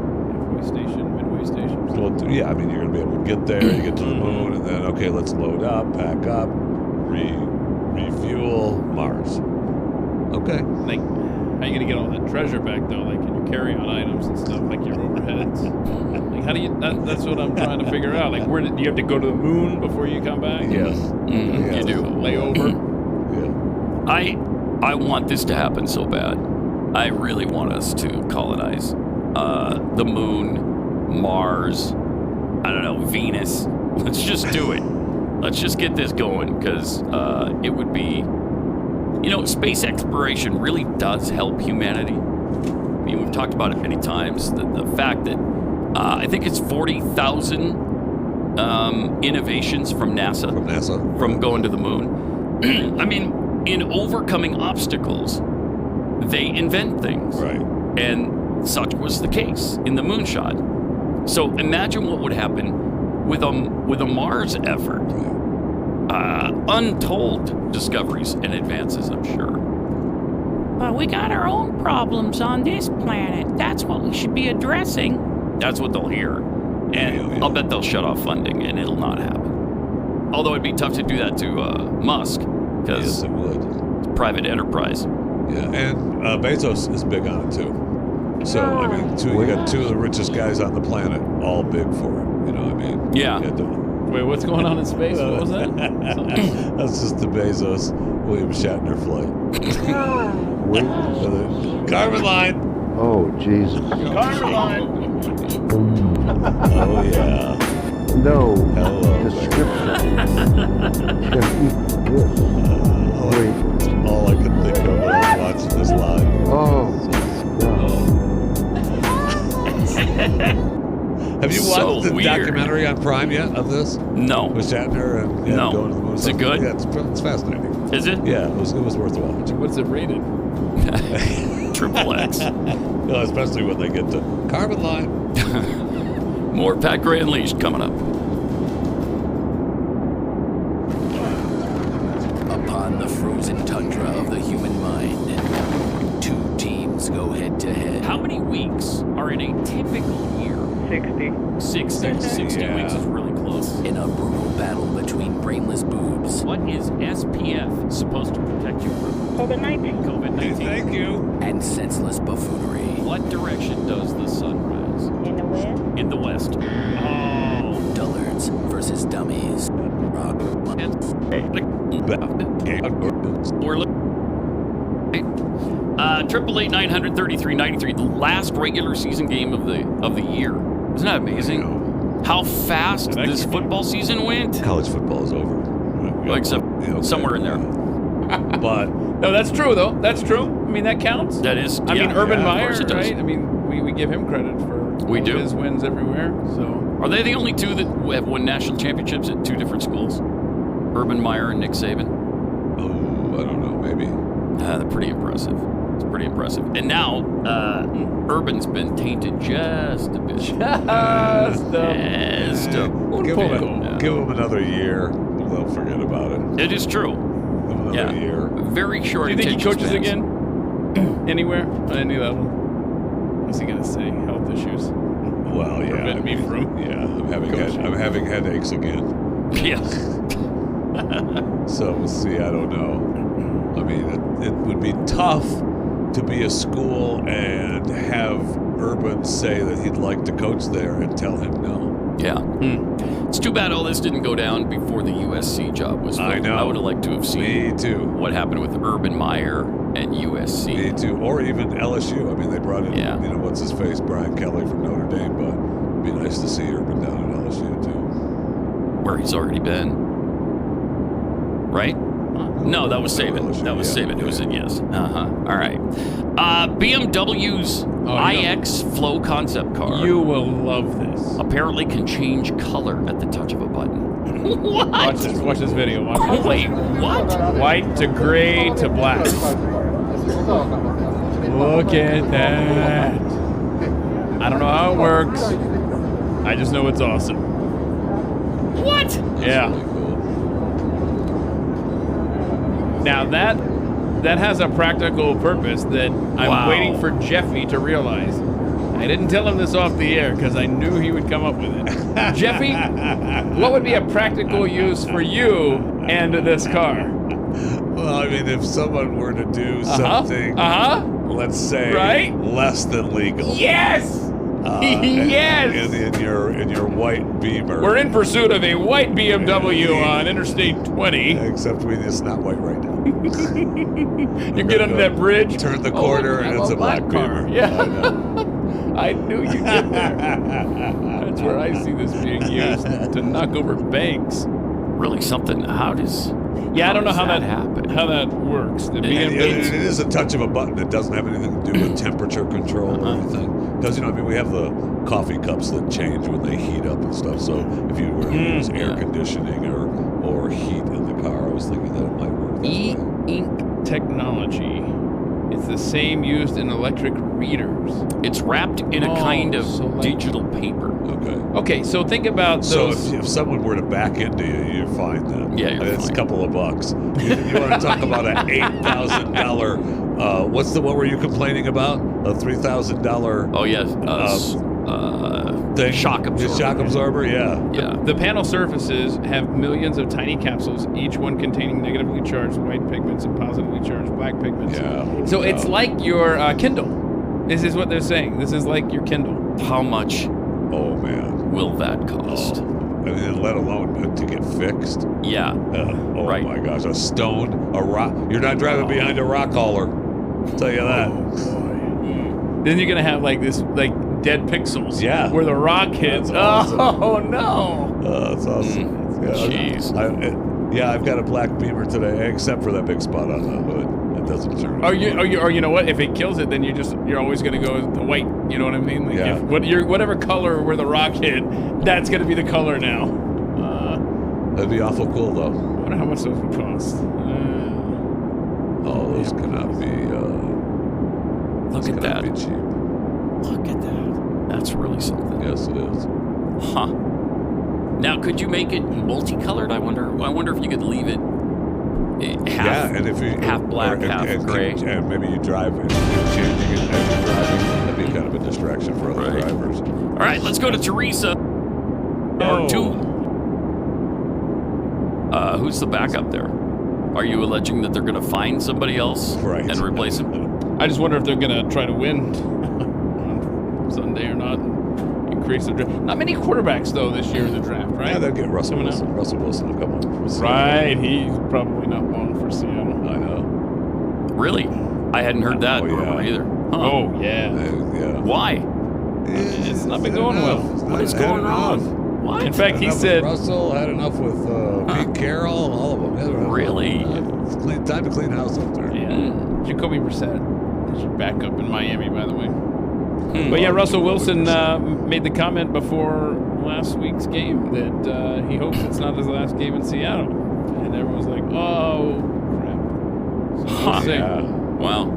Well, and I think it's the last. This is the last season for Aaron Rodgers in Green Bay too. Would be my guess. I don't know. Oh, I don't know. Although they seem to have repaired that pretty well. Yes, they have. I think they're going to hand him a check, slide it across the table, have him fill it out, Think so? slide it back. That's how much we're going to pay you. Because I mean, almost any team in the NFL would do that for him. Yes. Right? If he's still pissed at the Packers. So it doesn't sound like he is actually. No, it doesn't. It really doesn't. Either that, or his receiver there's going to go to like a. I don't think Aaron's going to let that happen. Like a Brady Gronk. I think we're a package deal. Yeah, I don't think Brady's. Are you talking Devontae Adams? Yeah, I don't think Aaron's going to let that happen. All right. While we await our next contestant in New England, let me tell you about Real Estate Agents I Trust. These are the agents that you need when you're trying to sell your home or buy a home. It's a lot of space where you should be able to get somebody. It does seem like a lot of space. Yeah. But, they got a cold front coming through. So the phones don't work. Yeah, the phones don't work. Phones don't work when it gets cold. Yeah, so on our picks right now, it stands that Stu will be buying lunch for the three of us if Jeffy gets either the Texans to beat the Titans. That probably is not going to happen. Or what's the other one you need? Tampa beats Carolina. Oh, okay. Which is Tampa should beat Carolina. But I'm concerned because I think even if they win, they don't move their spot up for the playoffs. They stay in the same spot, win or lose. Yeah. So it makes me worried that they're just going to lay off and to not get injured. So what you're looking at there is go back to that, please. Jeffy can end between 1 and 3 correct picks. Yeah, I mean, Keith between 2 and 4 correct picks. Pat is sitting right at 2. He's going to finish 2 and 3. Stu will finish at 1 and 4. Right. So you're trying to stay ahead of Stu here. The most important thing is not to lose. I don't care about winning, but the most important thing in this game is not to lose. Exactly. So I was really bummed when Tampa lost, when they lost big to New Orleans a couple of weeks ago, because that was the game. Nothing weird. It was really weird, and it really was disappointing to me, and that hurt me because they needed to be over 12 and a half. Yeah. Read about the Democratic lawmakers in the Senate who blocked a Republican amendment to the American Rescue Plan that would have barred convicted murderers from receiving stimulus checks for COVID-19. Did not see this. So the Republicans are like, how about if we don't send these checks to killers? How about that? And the Democrats said, no, we need to get them the money too. So Boston Marathon bomber Dzhokhar Tsarnaev, remember him? I do. Killed, 2 people, I think, in the Boston bombing? Injured many in the Boston Marathon. He just got a check from the United States of America for $1,400. I can't take it. I mean, you can't make this stuff up. Just go into the prison account. That is How does a country survive? embarrassing. How does a country survive? You don't with decisions like that. Can you imagine how he must have felt? What a bunch of suckers these people are in this country. I got it made here. No doubt. Is he? I mean, when is he going to get released? What's his name again? I forget. Tsarnaev. Tsarnaev. I can just randomly tap keys and I'll get it. Yep, got it. There he is. There he is. Boston bomber. In fact, he initially got the death sentence. It was overturned, though, in 2020. Jeez. So an appeal is being sought right now to reinstate his case before the Supreme Court. They're just trying to get him out of jail. Mm-hmm. They want him out of prison now so he can go spend his $1,400 we just gave him for free. Yeah, well, when you get a windfall, you want to spend it. Right. Yeah, exactly. And you can't spend it on that many things in prison. I think you'd be surprised. Really? Yeah. Don't ask him what you can spend that money on, Pat. Don't do it. Yeah, so the Supreme Court has his case. Jeez. Unbelievable. I mean, and the Democrats aren't embarrassed by that? Right. No. Well, they're more concerned about 1/6. Yeah. Day democracy almost died. Yeah, don't forget now, Eric Swalwell is getting ready to throw down. Remember, he took his coat off. Oh, yeah, in case he had to fight. So he's going to have to fight for Fing's honor. I can't stand that guy. He could have single-handedly taken on the crowd. Right. Don't you feel like that? Yes. I mean, the guy is obviously a powerful presence. Powerful. All right, 888-900-3393. Also, at Pat Unleashed on Twitter. Hoping my voice will at least somewhat hold up and till the end here of the day. And I don't think it's COVID. Just to ease your mind a little bit. You tested negative twice, right? I did. How long ago? Yeah, but have you then tested? on Tuesday, I went into the studio with Glenn and was on Glenn's show. And then the next day, he's out with COVID. Well, the next day he's out. I go down there. and sit in his COVID-stained chair and talk into his COVID-stained microphone. But it's airborne, so thank you. good. And then later that day is when I get the news that he tested positive. Not good. So no, You're not good at all. But okay, a lot of things working in your favor. It's airborne. He wasn't in there 24 hours before 22 or 1, whatever. Right. Okay, so in that And respect, I'm fully vaccinated. You're fully I mean, you're so protected is the thing. But honestly, that's the thing. You got nothing to worry about. What haven't you been exposed to in your long life? I don't know. Like, I don't know the answer to that. Truly, like you have the immune system of everything's in you. You're good. Yeah, you're good. But seriously, behind the scenes, everybody dropping like flies from COVID around this place. Well, it's the crowd, man. I mean, it's everywhere. Omicron. Yeah. Omicron. And now we have to worry about the flu and Omicron together, right? Right. They're calling it Flurona? Flurona. It should be. But it should be Flumicron. Flumicron is what it should Flumicron. be. Yeah. Because I forget that it's Flurona because I want it to be Flumicron. Well, then, you know what? You have influence. Let's change it. I mean, I have with my own verbiage. It's Flumicron. You guys want to see shopping? I like it. It's a couple minutes long, but do you guys want to see shopping in the future with the metaverse, with Walmart, what it might be like? Yeah, if Mark Zuckerberg has his way, this is what we're going to be dealing with. Yeah. All right. Great. Looks like you need a good wine pairing. Take a look to your right. Look at that. That's really cool, actually. Your age has already been pre-verified through your profile, so no need to wait for an ID check. Just place the item in your cart whenever you're ready. Yeah, I think so. Yeah. Watch this. I don't like this part. Because I already have a voodoo. So could they do this now? I'm getting a notification from your connected smart fridge. It looks like you already have a full gallon of milk at home. Should we put this one back? How about you back off? I plan ahead. Yeah, get off me. I plan ahead. Watch this. Watch this. Toss it. Watch this. Watch this.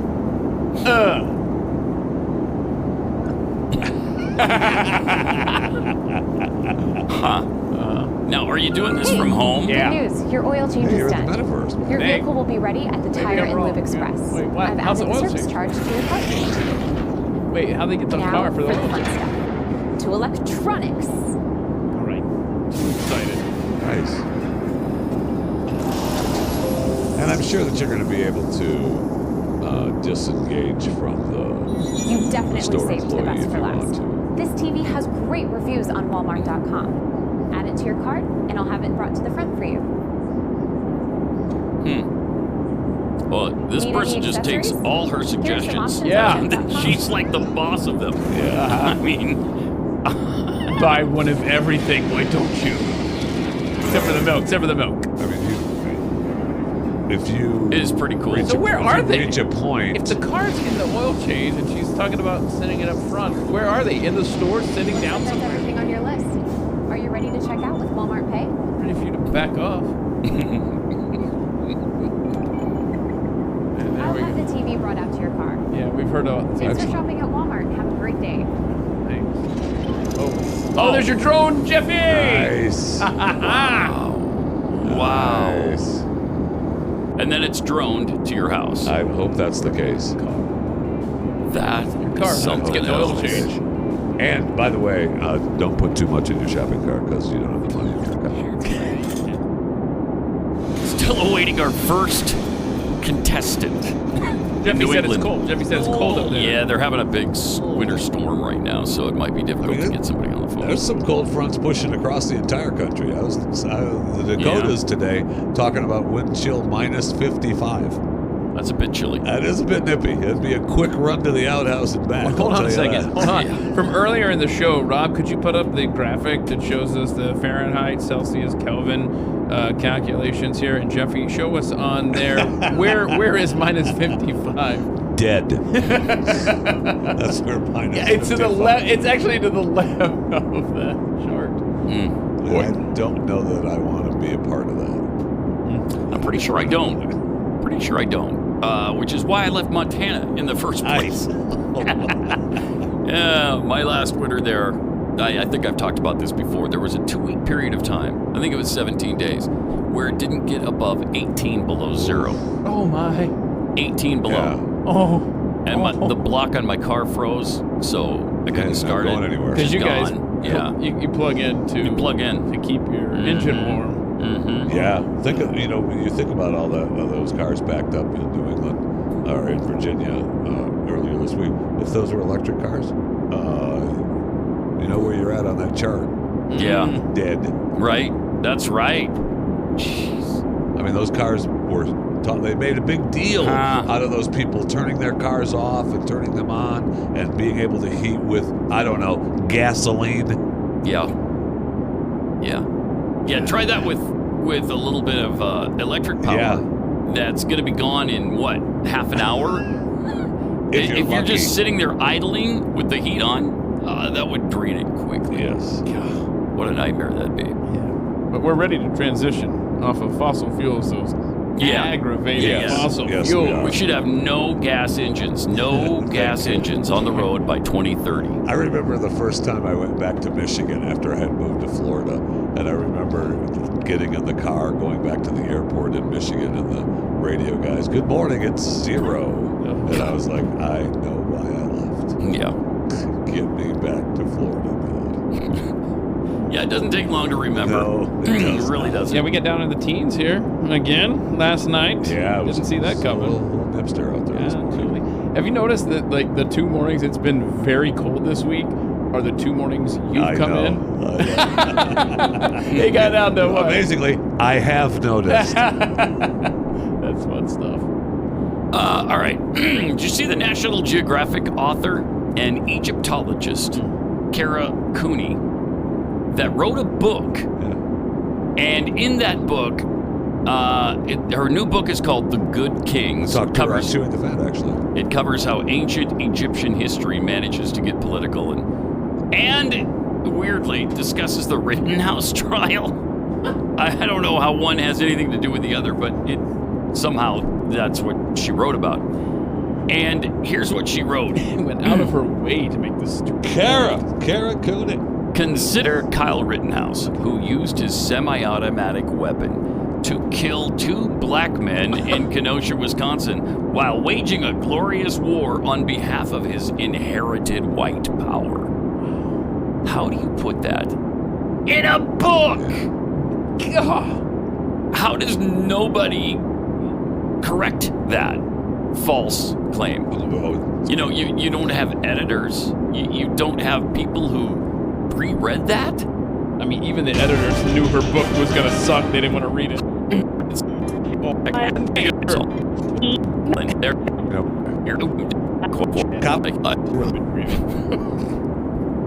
That's great.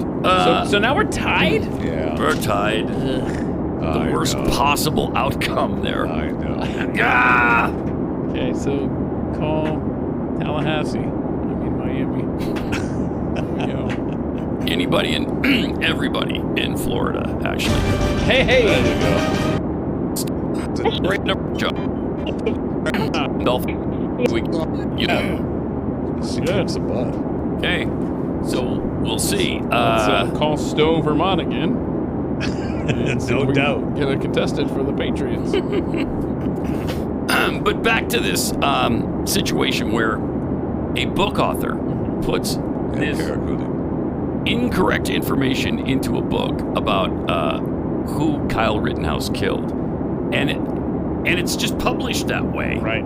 Yeah. And nobody thinks to look into it, to check her work. Nothing. Yeah, no. I mean, I believe I have a copy of the book actually. Oh, you do? Because I talked to Kara. I was wondering if that was Did you really talk to? Yeah, I've talked to Kara Cooney before. I've talked to her a couple of times. And why? Just because National Geographic.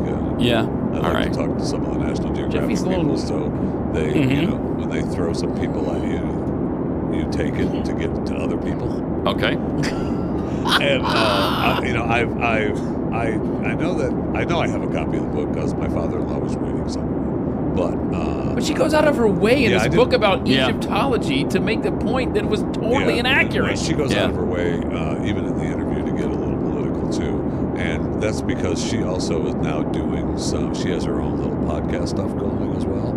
So she is has a greater good of her opinions. And it's interesting because when she was called on it, because somebody did call her on it, she was like, well, okay, that might be true, but I stand by my comment about his inherited white power. Oh, go away.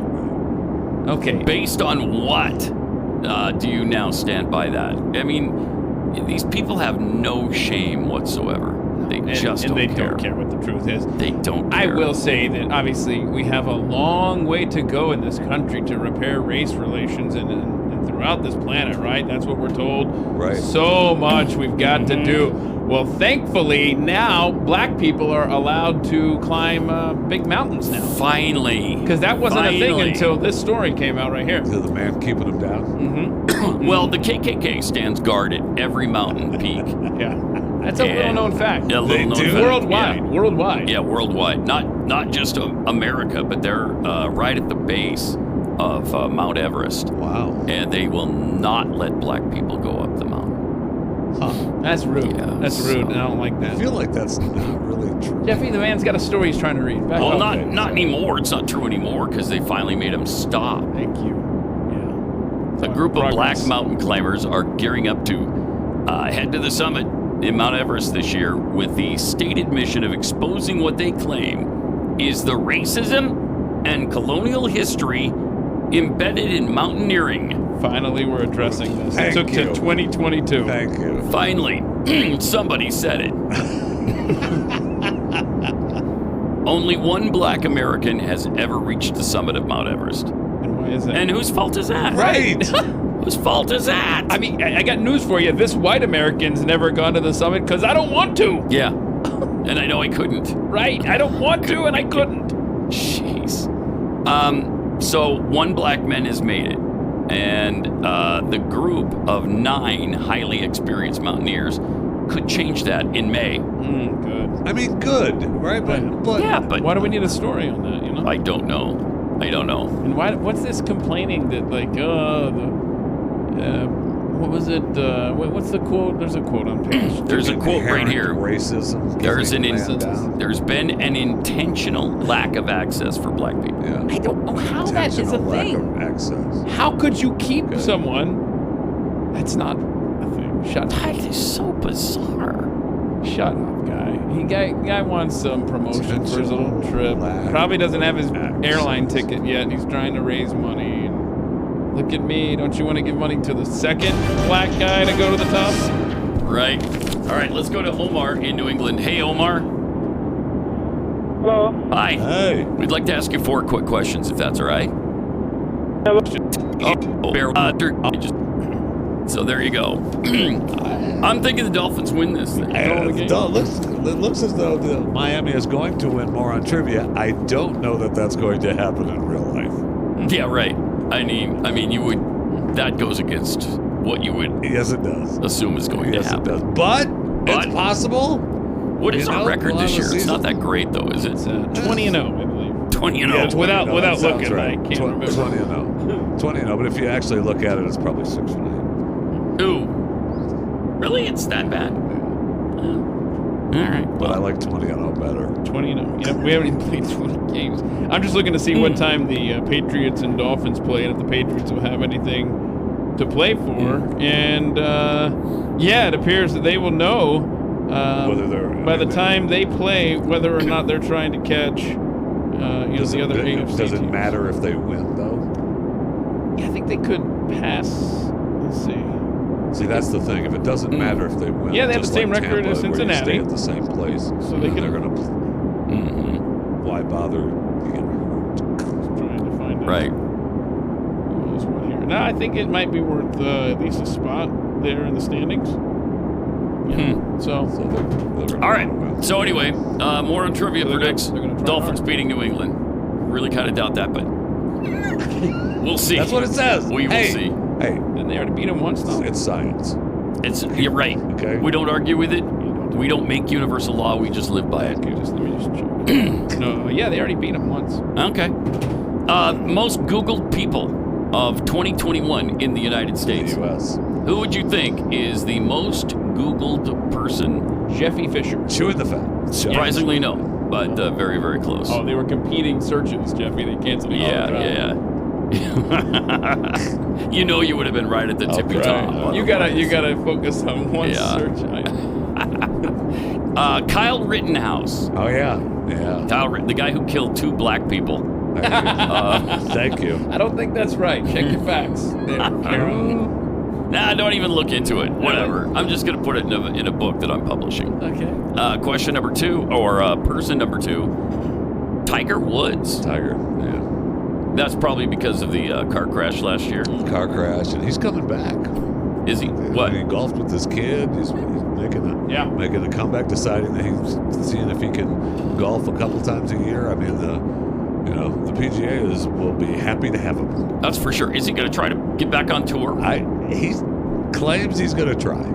Yeah. Wow. Jeez, he was close to death in that accident. That's amazing. All right, and person number 3, Alec Baldwin, as you can imagine with the shooting incident, but he didn't point the gun he didn't pull the trigger. Thank you. And it's somebody's fault, just not his. That's right. We have to find out, but it's not my fault. Unbelievable. At number 4, Travis Scott. Oh yeah. Because a lot of people, I'm sure, heard about the Houston Stampede. And have never heard of Travis Scott, and they started looking for him. Yeah. Simone Biles at number 5. All right. Then we got Derek Chauvin because of the trial that concluded last year. Morgan Wallen at number 7. Now you might think, who? Yeah, who's that? He's the country star who used the N-word with his friends. Yeah. And that it was a night of drunken debauchery. Yeah. He was messing around and used the N-word. He's one of those guys now, though. He stands at the base of those mountains around the world. Yes, keeping black people off the mountains. Except not now. It's all good. Right. Everything's fine. And number 8, Henry Riggs III. Henry Ruggs. Henry Ruggs III. Wide receiver for the Raiders. Drunk driving killed a young lady. Oh, that's what you're right. Oof.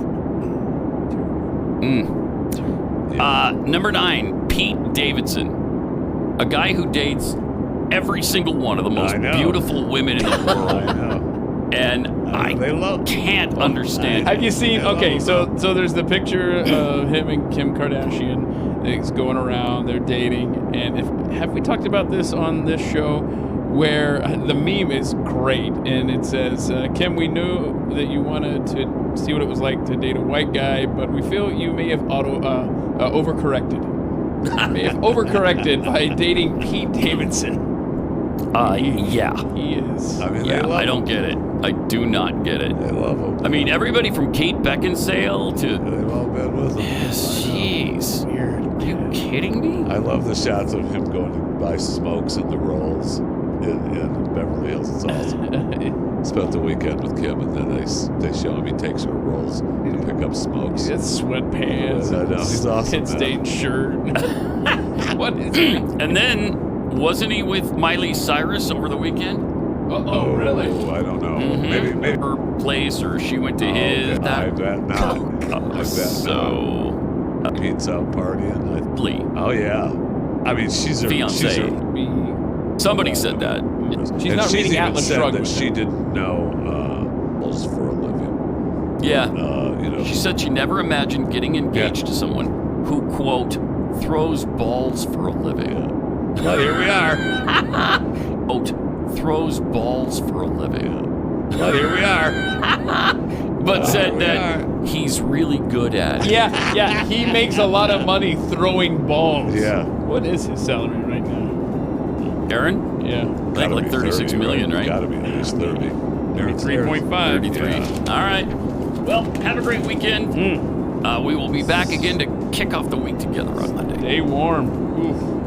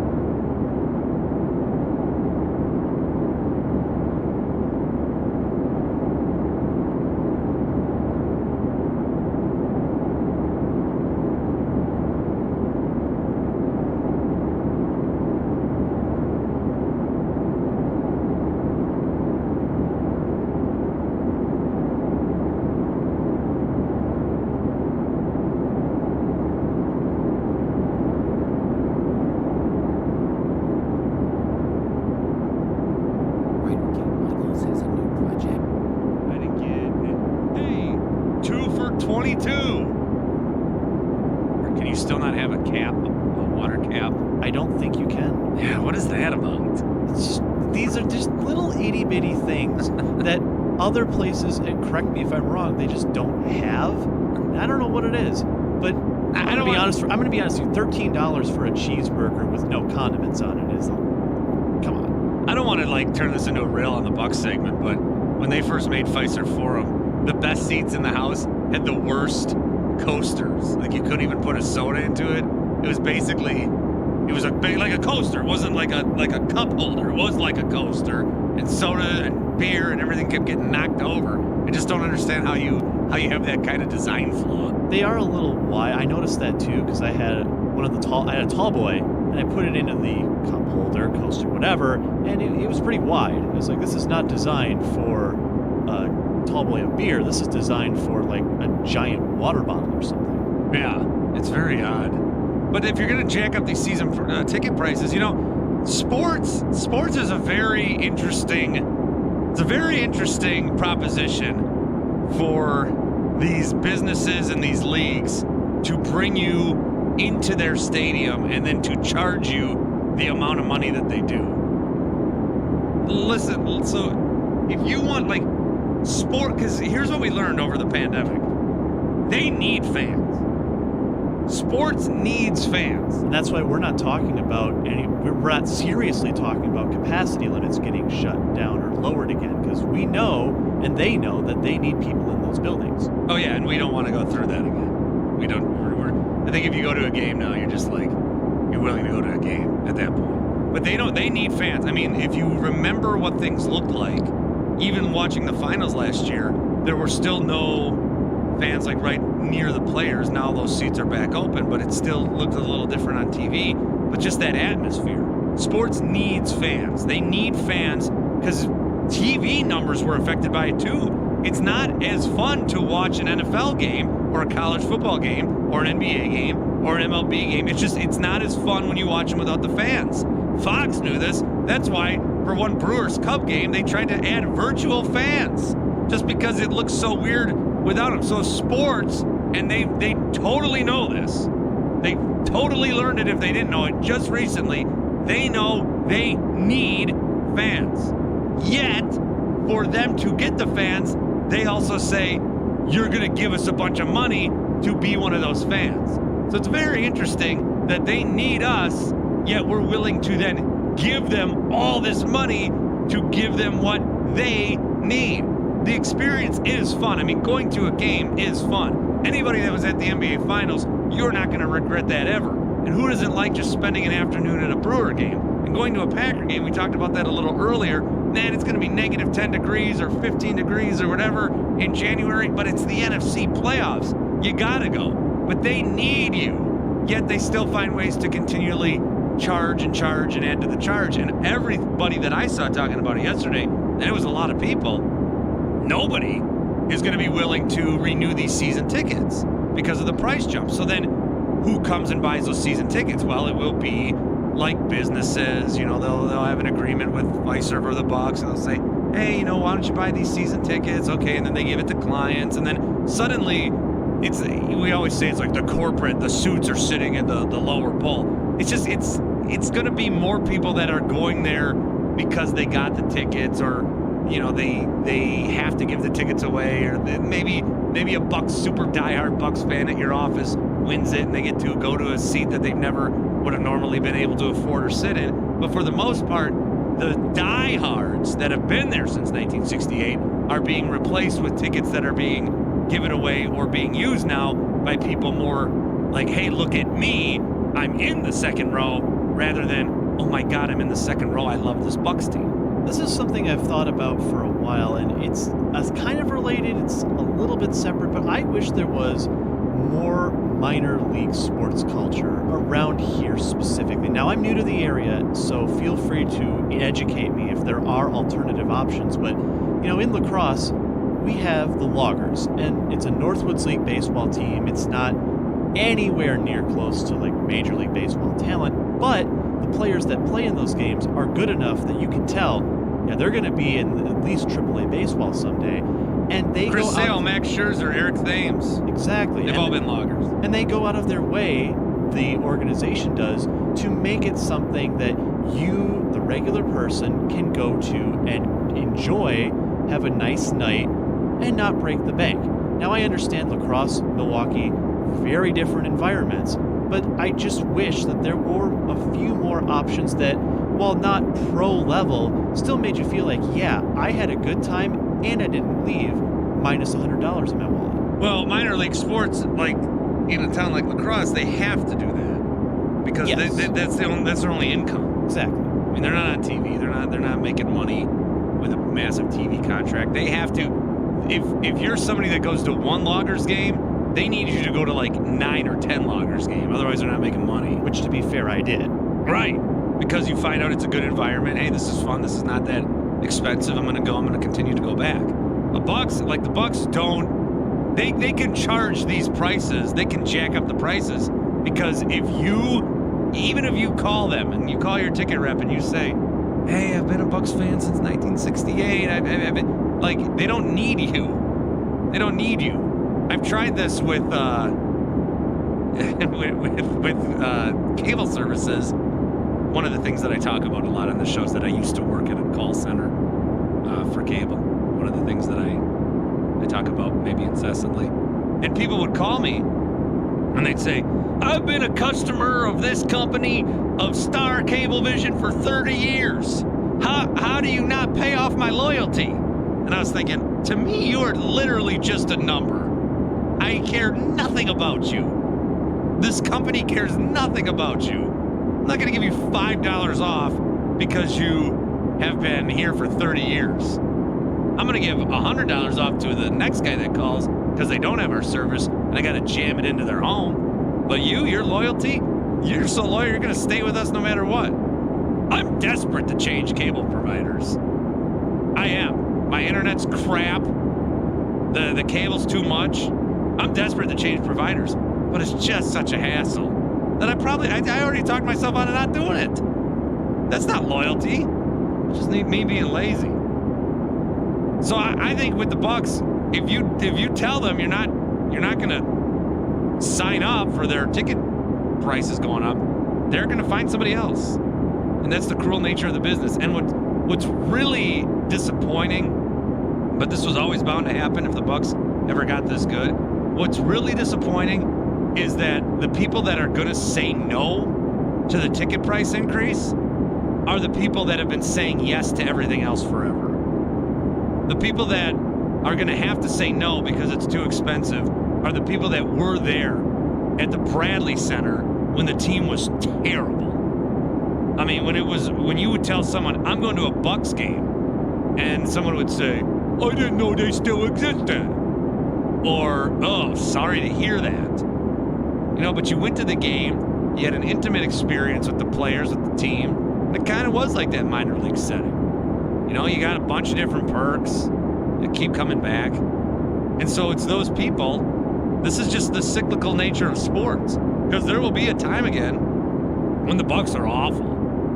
They will be bad, and they will not be able to charge what they can charge now with the ticket prices, and they'll need to come back up again. If you were a Bucks season ticket holder and you sat like up in the 400s, that was a club.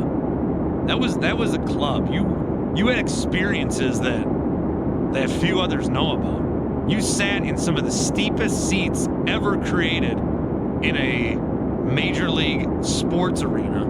You wanted to collect the things that Bango's blimp was dropping, but you couldn't because you were higher than that blimp, which should still be around. I haven't seen it the last couple games I went to. That they got to bring the blimp back. Well, there was no blimp the other night on Wednesday, but they lost. So. No, the blimp would go around and just drop $2 off Palermo coupons. I remember that blimp from my first Bucks game I ever went to, and I think I mentioned this one of my first shows I did here. When Gary Payton was on his 2-month stop in Milwaukee, I caught a game against the Heat. They lost by 30, but I remember the blimp still flew around for a loss at that game. Yeah, I missed the blimp.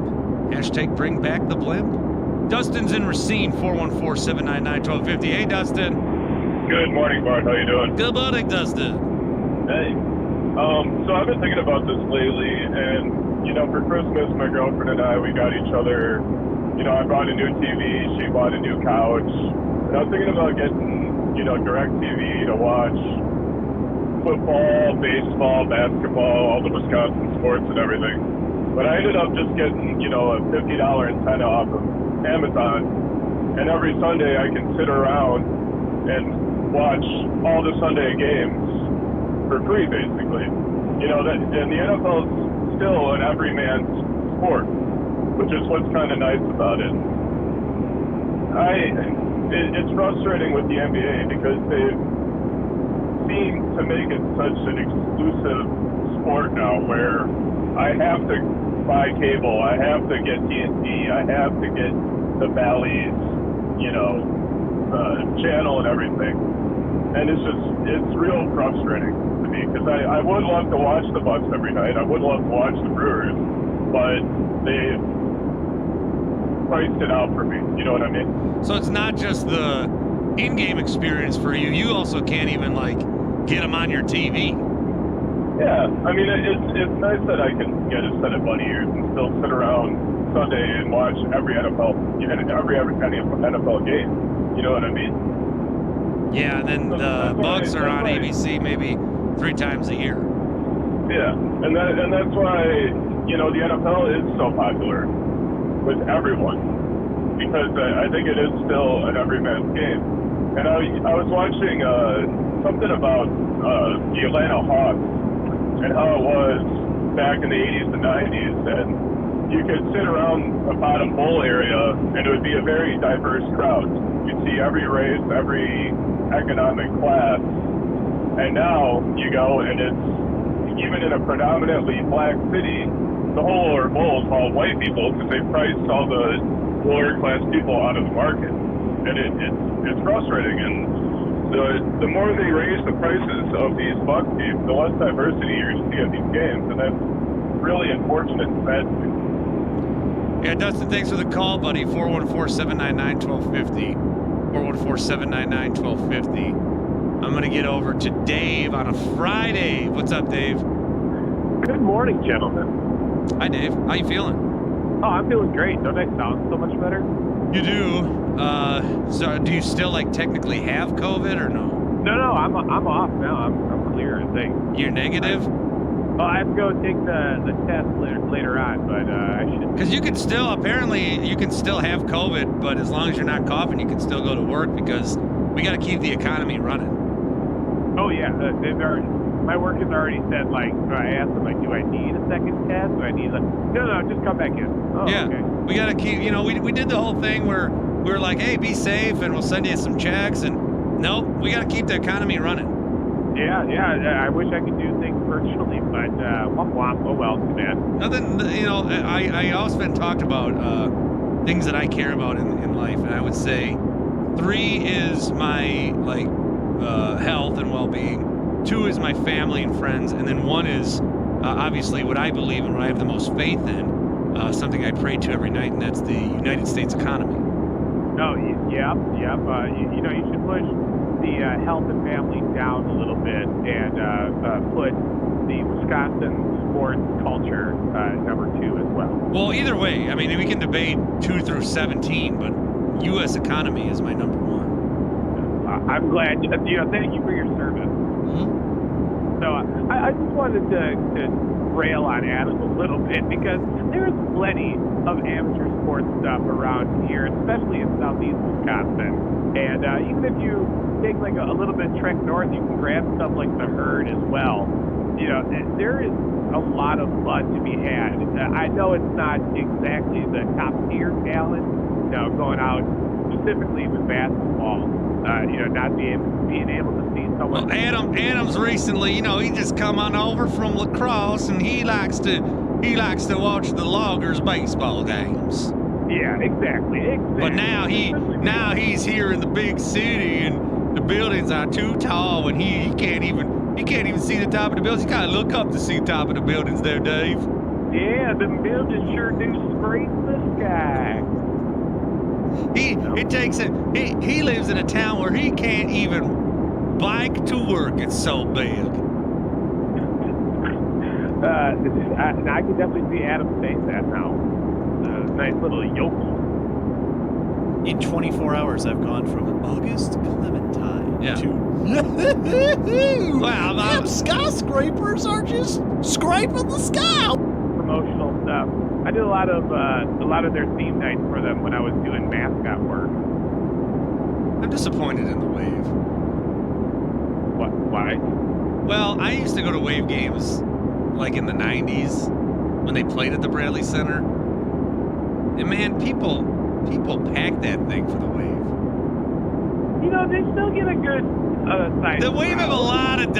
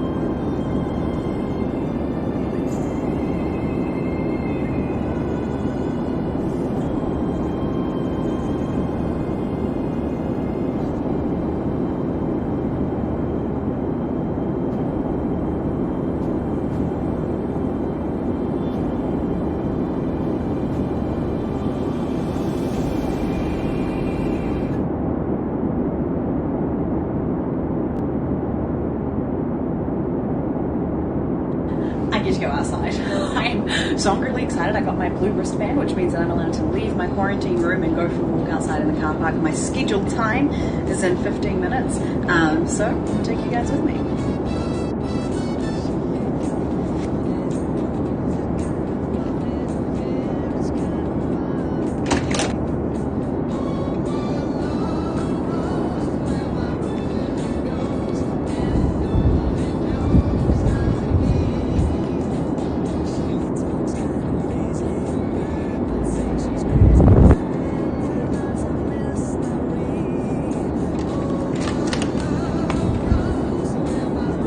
It is so hot outside. I am sweating. I get to go outside. I'm so hungry.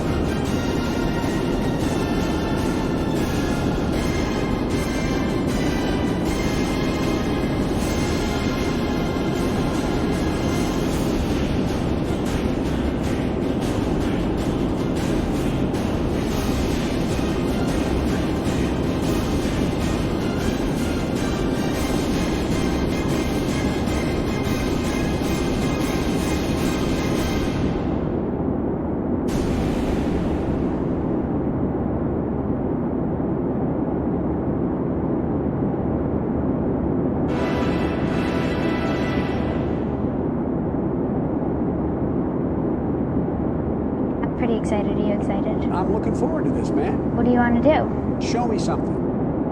Come here, man. So I hate to be the bearer of bad news. Man. What's your plan here? Look, this is not.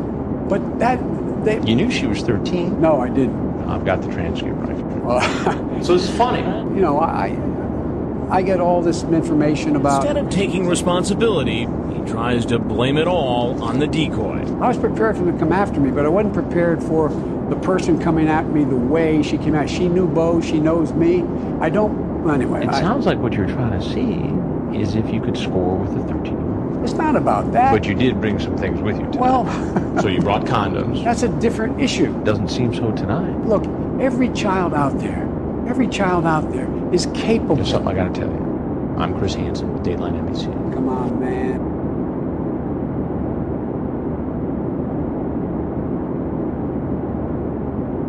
Bad news. Man. Hate to be the bearer of bad news. Man. What's your plan here? Look, this is not.